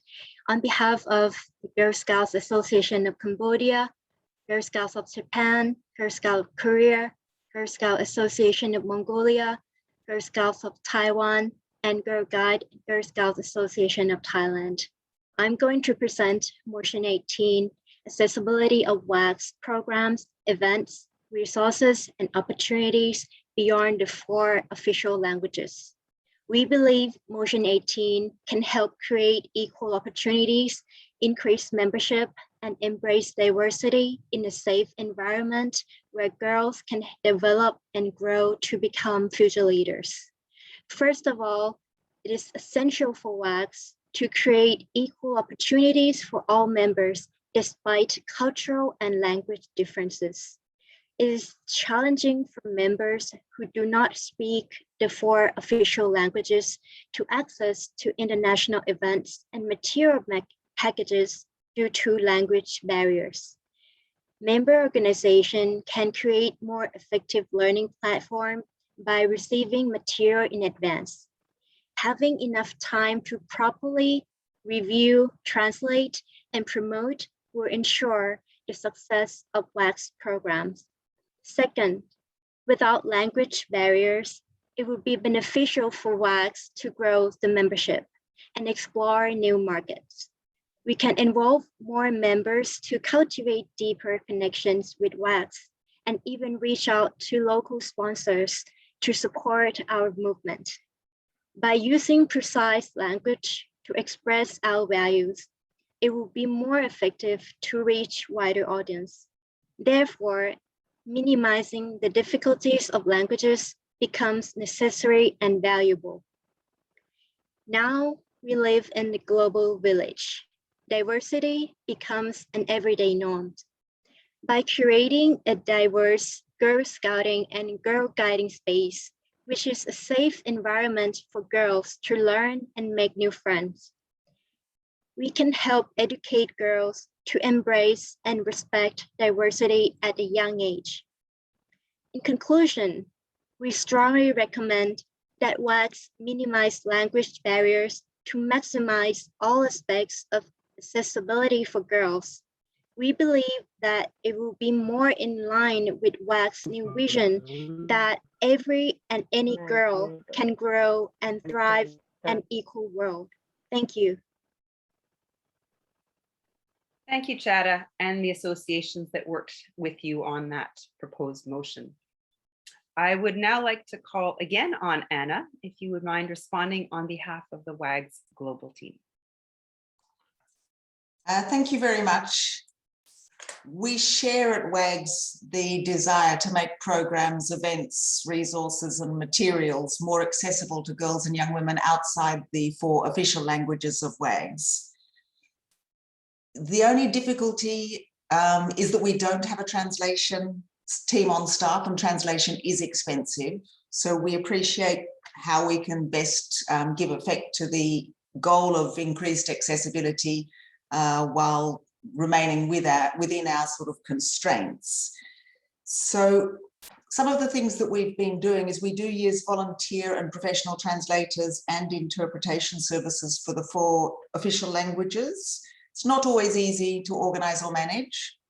And with over 50 languages in our member organizations, it would be very difficult for WAGs to support access to those languages through our own resources. So the question is then how to constructively and creatively enable and support member organizations which wish to be able to make materials available in other languages than the 4 official WAGs languages. What we have done to support MOs beyond the 4 languages, there are a few measures. Firstly, we have in the capacity building teams, we have support provided by volunteers who can work with MOs in languages outside the official 4 languages. We've recently appointed a team of 3 lead volunteers in our translation and interpretation pool to look at innovative ways to improve language accessibility. We've also for some years now been sending the World Thinking Day pack out 6 months in advance so that member organizations have the opportunity to adapt and translate it so that they can use it locally. So improving language accessibility is certainly an area that requires further exploration. I do think that modern technologies may provide some support in this area. We'll also need to collaborate, I think, smartly and constructively and creatively, both WAGs and MOs and between member organisations. Some member organisations have already shown considerable initiative in translating and adapting WAGs programs into other languages. And I think we can explore the possibilities of gathering and sharing learnings from what those MOs have been doing, as well as to improve and develop the global teams practice in this area. When we were selecting the new digital platform, this was one of the key areas that we focused on. We placed the highest priority on language accessibility when we were selecting the platform. So the platform that we've selected that will be showcased at World Conference will facilitate manual translation into the 4 official languages, but it will also have comprehensive machine translation into other languages as a built-in feature of the platform. So we're hoping that that might go part way to supporting member organizations who use languages other than the 4 official languages. We do hope that will make a significant contribution to breaking communication barriers and making resources and networking opportunities more accessible to all. So I think this is a space that's under development. And I think when we have the new digital platform, it'll be really interesting to see if that does already start to improve accessibility outside the 4 official languages. So we will look forward to working with you on this and making sure it does achieve that objective of increasing accessibility. Thanks. Great. Thank you very much, Anna. I see there's already a number of MOs that are requesting to speak. So I'll start with Antonia from Hong Kong. Thank you. So this is Antonia from the Hong Kong Girl Guides Association. I wish to show our support to this motion. Like many girls and young women worldwide, we do not speak primarily in the 4 official languages as WAGs. To ensure our members fully benefit from the non-formal educational programs from WAGs, we have invested time and effort in translating and disseminating toolkits, activity packs, and other information from WAGs. But sometimes the resources are made available too late, and the embargoed version is not always readily available to allow sufficient time for translation. Therefore, we support this motion that WAGs explores ways in making programs more accessible, and if needed, the Hong Kong Girl Guides Association is keen to share what we have done, what we have been doing to contribute to the exploration process. Thank you. Thank you very much, Antonia. Shamatya from Sri Lanka. Can I ask you to speak to the motion? Yeah. Hi, everyone. I'm Chamatya from Sri Lanka, and we want to first fully support the motion that's been put forward from the number of member organizations, and also as a country that primarily use a language is different to English or the other 3 official languages. We've also come across a situation where we needed that time to kind of have the material and programs translated into our languages spoken in the country. So we very much relate to what's being brought forward from the motion. In terms of the question around you know, having our volunteer pool and using that resource pool for translations, we also have to be mindful that sometimes we hear whenever we come across situations when we need that kind of translation to access the Mobilize or, you know, such volunteer resource pools, but the material sometimes could be, you know, huge. So we have to, I think, use that fine balance of where the volunteer resource pool could be used for such translation versus where we might have to have that paid translations used. That's one point. And the other one is around ensuring that we provide, like Antonia said, the material or the programs well in advance so that the member organizations can use that particular time frame to look for those volunteers and prepare themselves to have those translations ready for their members. We cannot necessarily say that having the 4 languages, we are creating an inclusive space, because there are so many member organizations that have majority of their members speaking languages outside of those 4 official languages. So we have to be mindful. And as we begin a transformative journey, I think it's important for us to look at ways that we can have these spaces more inclusive for all members within the organization. So thank you. So thank you very much for bringing this motion again to all the member organizations. Yep. Great. Thank you, Chamathea. I'm going to ask Fiona from New Zealand for her comments or questions, and then I will pass it back, Shada, if there is a response before turning to, at this point, I have 3 other member organizations afterwards who would like to speak. Fiona? Thank you, Fiona Bradley from Girl Guiding New Zealand. I was just interested if there could be any examples shared of what changes WAGs could make to improve accessibility and to minimise the language barriers. And I just want to make a comment around, I think it's important to have that balance between using volunteers in the global pool for translation of resources and outsourcing translation, and that does come at a cost to the to WAGs, and so that's where we need to just ensure that we can financially afford to do translation or use volunteers. Thank you. Great, thank you, Fiona. Wanted to pass over, Chada, if you had any comments on the first 3 MOs in response to them. Thank you so much for your support, and I agree with Antonia and Chamathea that mostly the problem of the translation may come from the time that we receive the package, which is like very short, and it would be better if we could have the package or tools sent to us in advance so that we have time to translate and to review, because sometimes the translator services that we use doesn't understand like WAG's term, something like that, that we have to come back and correct and revise before we send out to our leaders, and that might take more time. And I think I'm glad to hear that WAG is exploring new ways or finding ways to enhance the accessibility of the translation and of the language, to have more accessibility of the recite the 4 languages, which is very, very great. And yes, it's about all for me. And any other comment from our other memos? Great, thank you, Chada. At this point, there was a question in the chat that came from Greece. I will read it out. It says, many World Thinking Day activity packs are translated in various languages other than 4 official WAGs languages.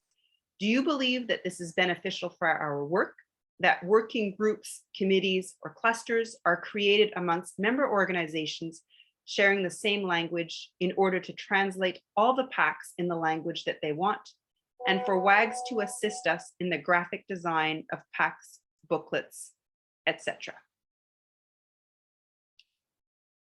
So I'll leave that one for a response, but I would like to go to Japan. Chihiro from Japan. Okay, buenas noches, tal vez buenas tardes.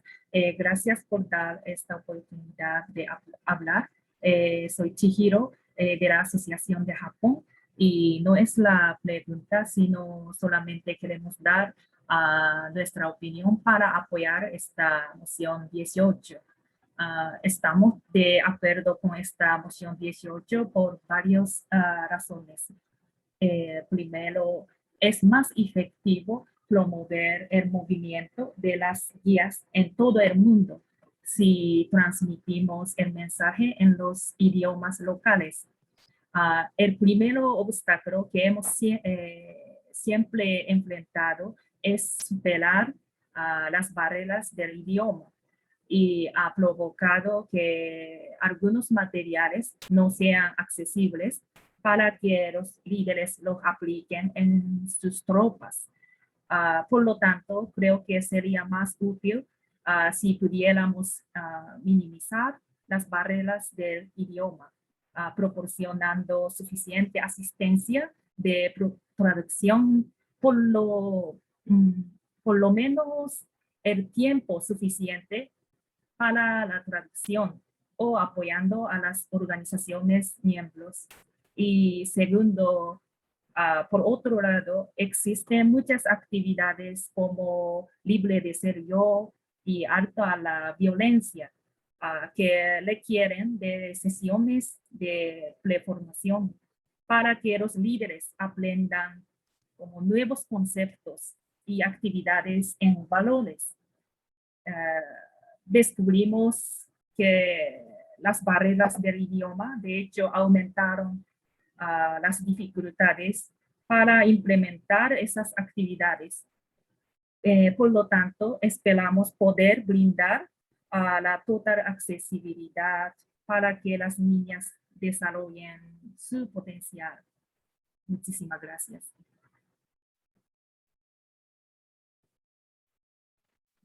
Thank you, Chihiro.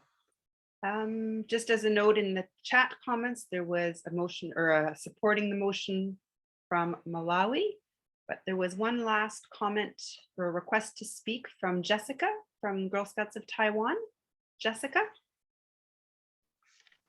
Hi, it's Jessica from Taiwan, and thank you for so many MO to provide valuable comments and concern about regarding this motion.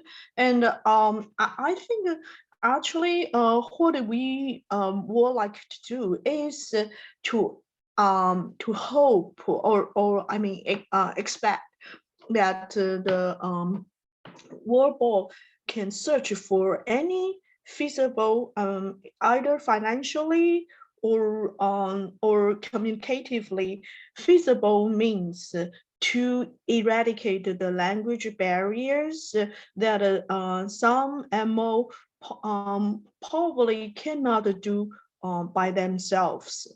So I think some MO already give us some feedback about the meaningful and feasible means of doing that. For example, the call for volunteer. So actually, I think the World Board probably here should take some lead in help to facilitate the process.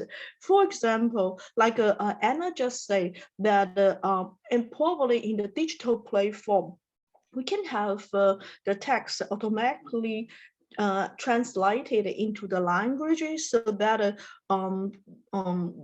WACS will not be suffering from the huge financial burden of translation. So I would suppose if we can incorporate AI that like the machine deep learning technique so that the AI can do the translation, the rough translation first, then we call for that the real person, real human being for volunteering of proofreading so that to make text meaningful. Or before the stage could be reached by AI, then probably we can World Board can create the we will say the global talent pool that call for the volunteering of translation. So in that case, the World Board can provide a template and mark the parts necessary to be translated, then call for the volunteers in helping, and then help to compose to the electronic form, then help to distribute to the MO who are in need. And the second, I would say probably I totally agree with Greg's proposal that probably World can help to create the same languages group. So like for example, for like Taiwan, Singapore, Hong Kong, and Malaysia probably can be the Chinese language group, so we can help each other and to divide the labor of division in translation, so that will help the the work and the communication more faster and easier. So I would think some like above 2 types without cause too much financial burden on WACs. And the World. Thank you. Great, thank you very much, Jessica. I took that as well as being part of the response to the comments we've received, as you are one of the presenting member organizations. So Yes. Thank you for doing that both at the same time. In the chat, just so that people are aware, there is support for the motion from Hind as well as from Jordan. But I would like to go back to the comment that had come from Greece that asked whether there would be the possibility for WAGs to assist with graphic design, packages, toolkits, etc. And I would like to ask Anna to respond to that and any other parts of what has been discussed. Anna? Yeah, I just wanted to come back quickly on that point and a number of related points. I think we need to be quite focused on what we can do within our financial and human resource constraints.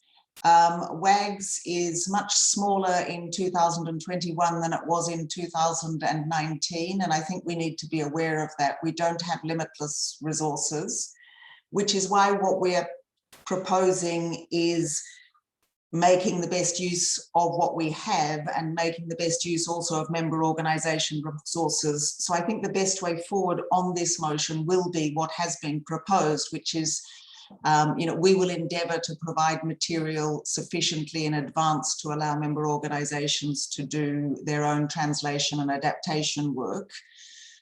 We've also we'll see how the digital platform helps us in terms of the machine translation and how successful that is. In terms of the graphic design, I think this can be quite complicated depending on the nature of the language. So we would not be able to do additional work on preparing or designing graphic design, but we can obviously share for approved documentation prepared by member organisations. We can share the graphic design that we've been using in our own materials, but we can't tailor it for individual languages because that would have increased cost implications. So that would need to be something that individual member organisations do.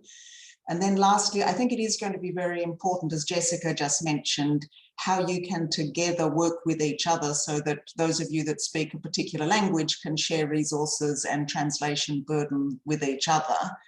So I think that there are a lot of ways that we can improve things. And I think this will need to be something we keep an eye on in the next 2 or 3 years to see whether we are making the right sort of progress together on this issue. Thanks. Great. Thank you very much, Anna. I'd like to remind everybody to please only use the chat function if you would like to speak. There's a number of other comments coming in, and as we want to make sure we don't miss somebody who would like to speak in that. So please use the chat simply to do a request to speak. With that, I'm wondering if there are any other comments or questions that people would have on proposed motion 18.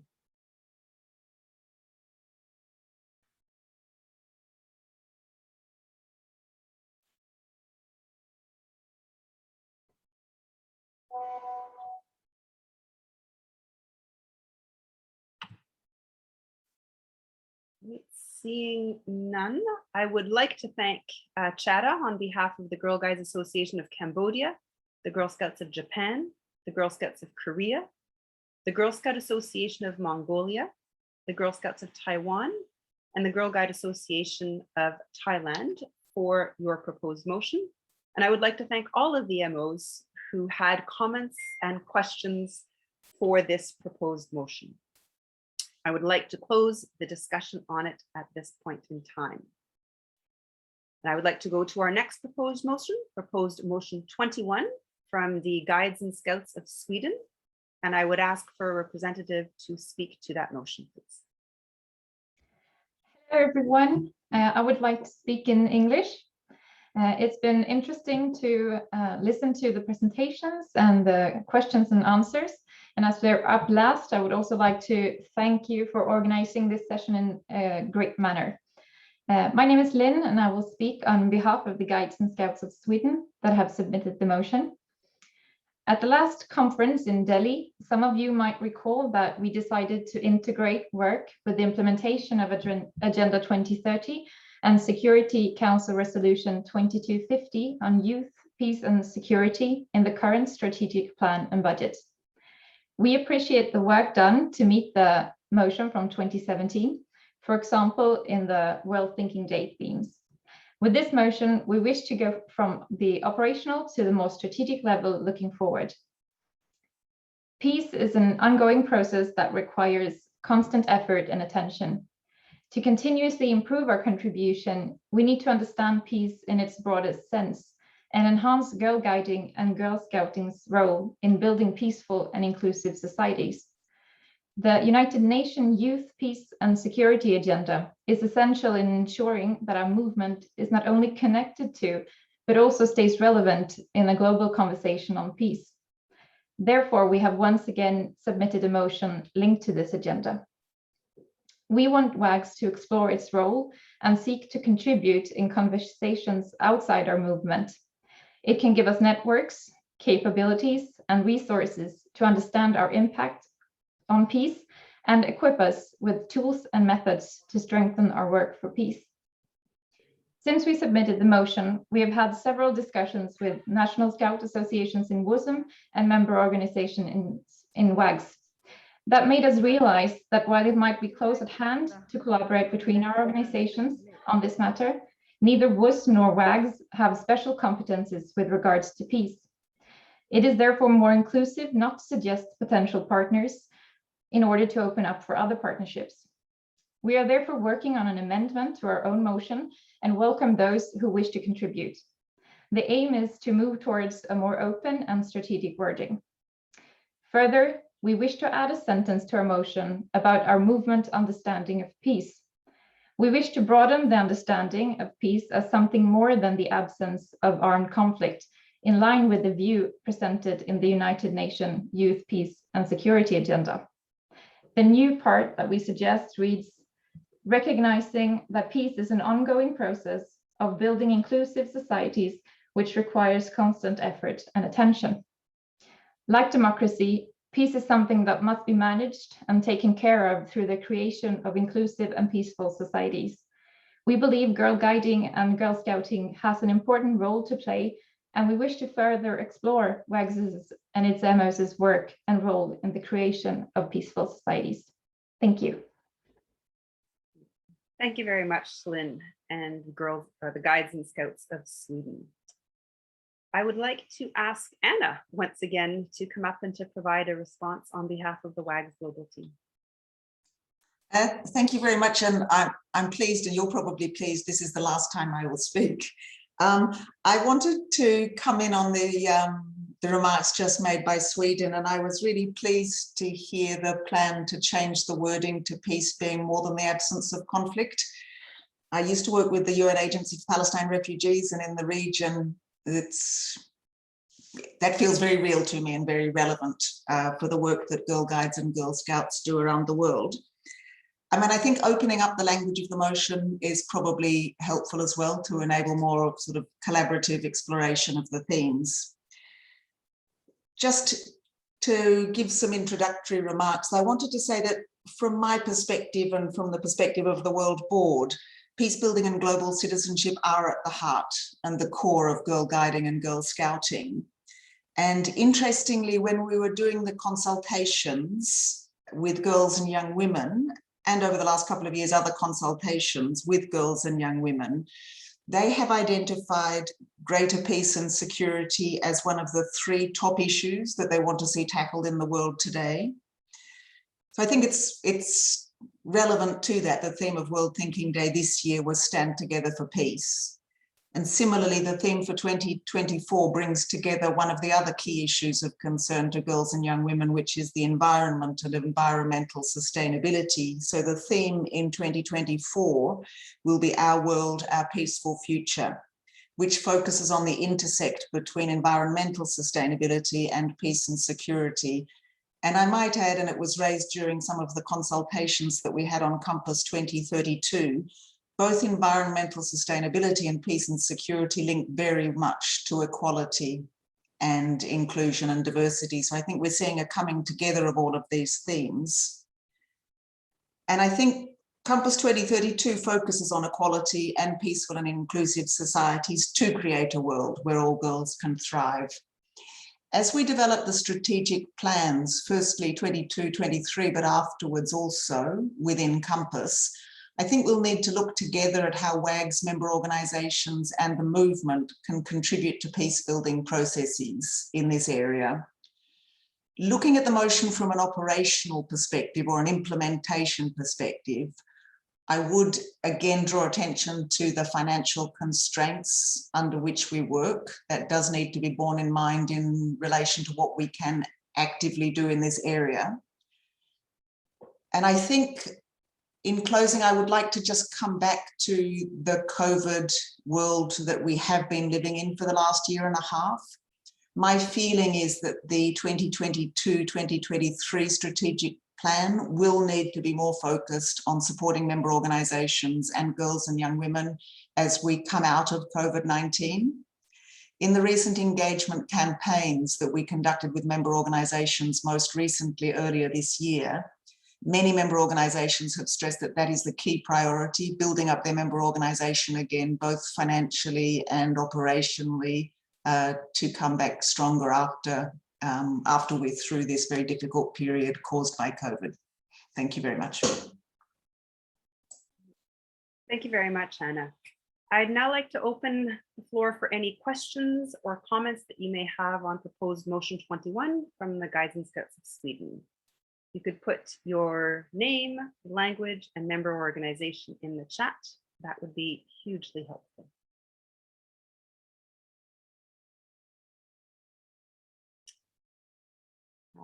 Fiona Bradley from Girl Guiding New Zealand. Fiona? Thank you. Hi, everyone. Fiona Bradley from Girl Guiding New Zealand.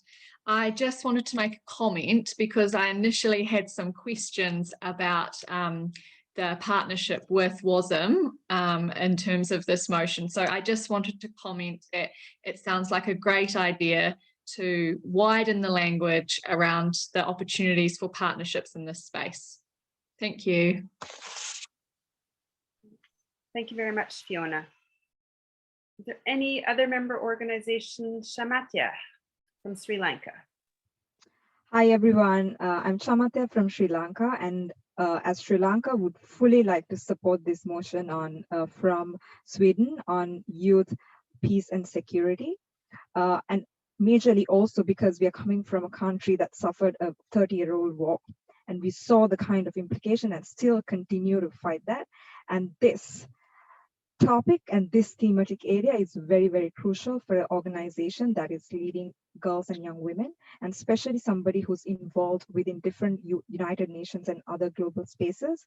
There comes situations where you see that WAGS is really called out and asked for consultation for like gender-based violence, climate justice, and so many other areas where, you know, girls and young women face issues with.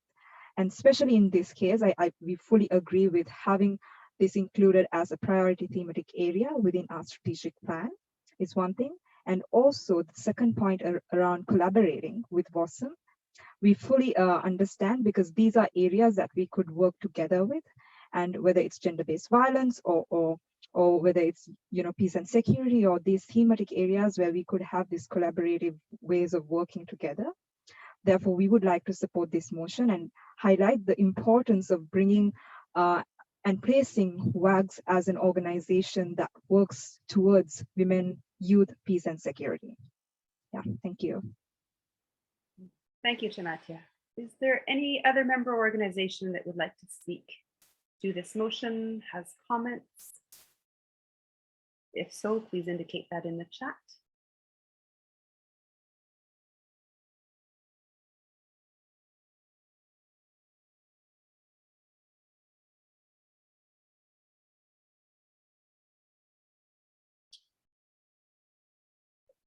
Seeing none, I'd like to pass it back to Lynn if you had any. Oh, Noura.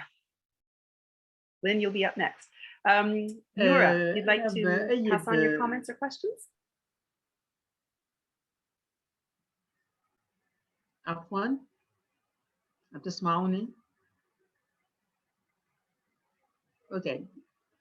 أنا بأيد الفكرة إنه يفوت هالشيء بالأنظمة، بس كشاف هي سلام، بس يمكن كمان إذا اشتغلنا إنه ندعي ناس أكثر يفوتوا معنا بالكشاف وبحركة المرشدات بيصير عنا سلام كتير كبير.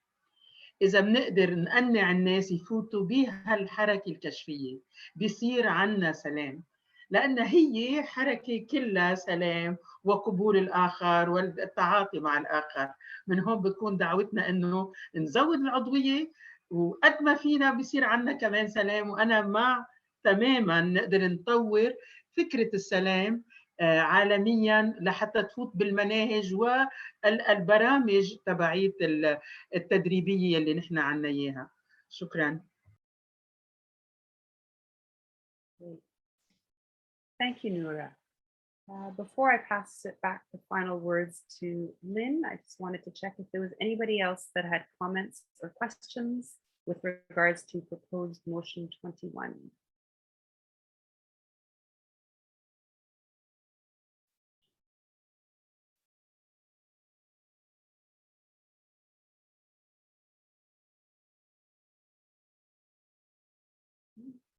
Right, Lynn, I'll pass it back to you as a response to the member organization's comments.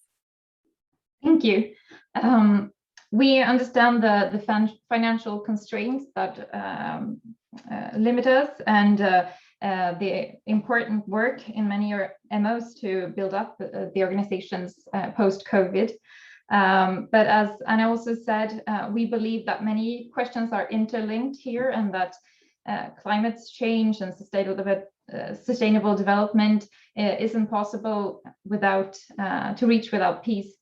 And throughout the world, young people consulted for the Progress Study on Youth, Peace and Security expressed that they had lost faith and trust in their governments and international community and system of governance, and that they feel excluded from, and contributing to a strong and ongoing sense of injustice. And we don't believe that this has improved during the pandemic, rather than we must increase our efforts to support and benefit from young people's contributions to peace. And we think that the work that could be done from this motion could be done in different ways. But the three things that we are looking for is external work to explore the good work that we already do and see what we can do forward, and to also create a common understanding. So when it comes to the external work, we think we could take a greater role in putting forward girls and young women's voices in processes around peace and peace building in different organizations where we are currently working, like the UN and other multilateral organizations. We believe that we already have several great programs, like, for example, we believe that the United Nations Youth, Peace and Security Agenda is closely linked to the Her World program, and that we can explore the current good work that we do and evaluate that, and in the future use the Youth, Peace and Security Agenda as a tool in the development of new initiatives. As for the common understanding, we think it's good to have a common picture of the whole movement about what peace means to us, and an interpretation and understanding that is common to many outside the movement as well, that could form the basis of important conversations going forward, we think. We also think that this agenda can provide a direction and a common language and might help us find partners and funding going forward. So by exploring our current work and role in the creation of inclusive and peaceful societies, we believe we can understand our contribution better and strengthen our message and delivery. So, thank you.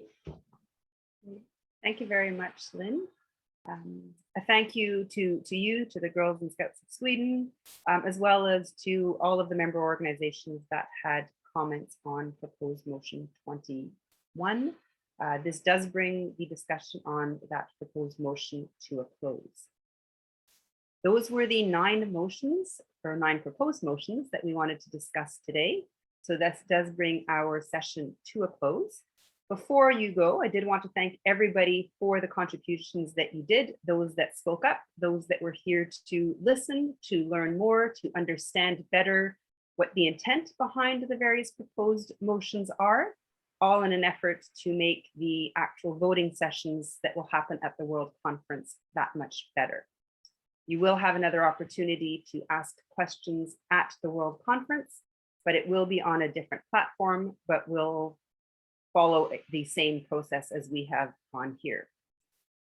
We would remind you that you have a bit of time to think about the motions before they do come to World Conference. If you have any questions, please reach out to any of the proposing member organizations from any one of either the 9 proposed motions that you've seen today. But also a reminder that there are continued discussions on other proposed motions. Next Saturday are the proposed motions on motion 32, as well as there will also be, as a reminder, orientation sessions that will take place on Saturday, July 3rd and Sunday, July 4th. You do see the times are up on your screen.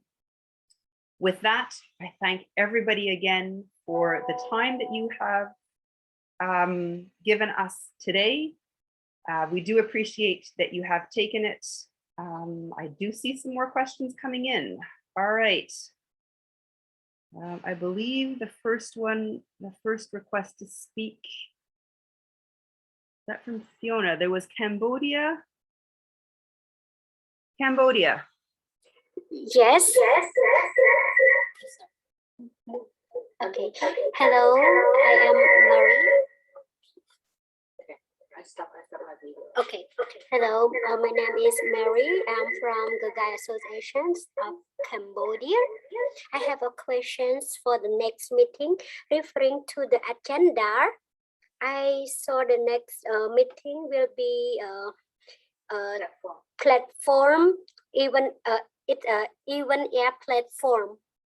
So I have, could you tell us clearly how can we join even air platform? Right now, we join the meeting by joining Zoom. Do you hear me well? So yes. So yeah. Could you tell us how can we join even air platform? Thank you so much. The next discussion on the proposed motions is motion 32. That will, and somebody for sure will correct me if I'm wrong, that would also take place on Zoom. The other platform is the one that is being used for the World Conference, and you need to be registered for the World Conference, and those directions will come to all registered participants for the World Conference. Anna, Aina, are there any other comments on that one? So all the participants will receive an email with the login details to be able to join the platform that will be used for the World Conference. Does that answer your question? Yes, thank you so much. Great. You're very welcome. Is there any other last questions? Hi, Angela, can I speak? I think that, yeah, someone just told me to clarify this. Hi, everybody, this is Aina. So all the World Conference participants will receive an email next week as Angela just said, with the login details to join the Events Air platform. In there, you will see the agenda with all the pre-events that still remained, and all the agenda for the World Conference Week. And you will be able to join all the sessions from that platform. Even though some sessions will still happen on Zoom, all the links and everything will be inside the Events Air platform. Thank you, Aina.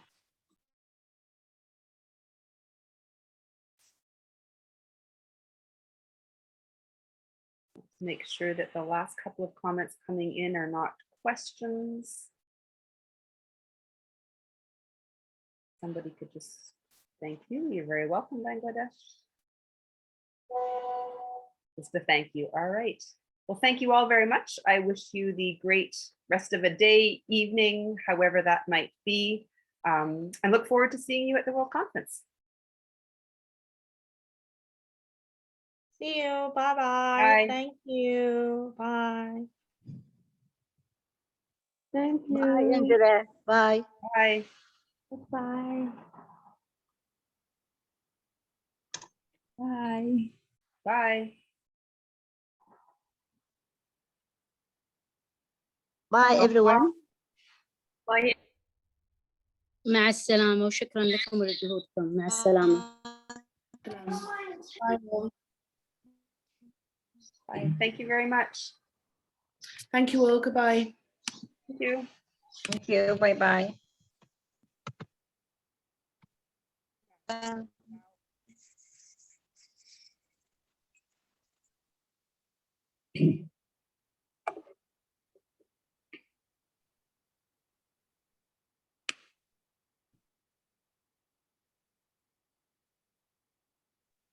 Thank you so much. I really enjoyed the topic and everything. Thanks so much. Bye. I'm glad you did. Thank you. Goodbye.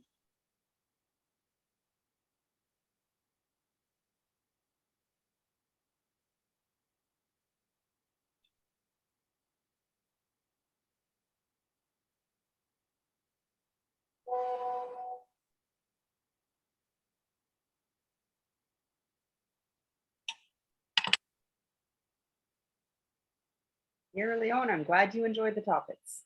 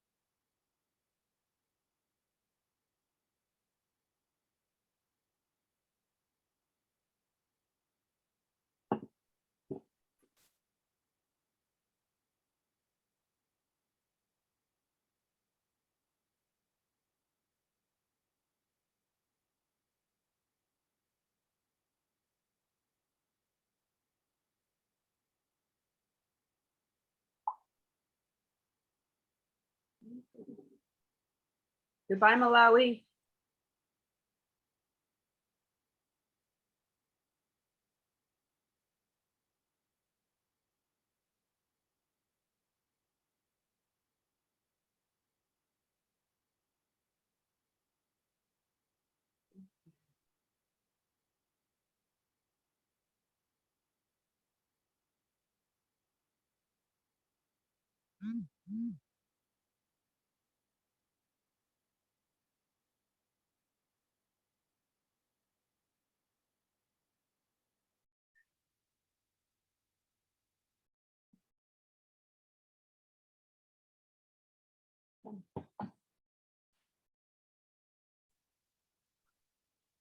Thank you I needed so to make much. sure that I can have a background on it. I feel like the outcast.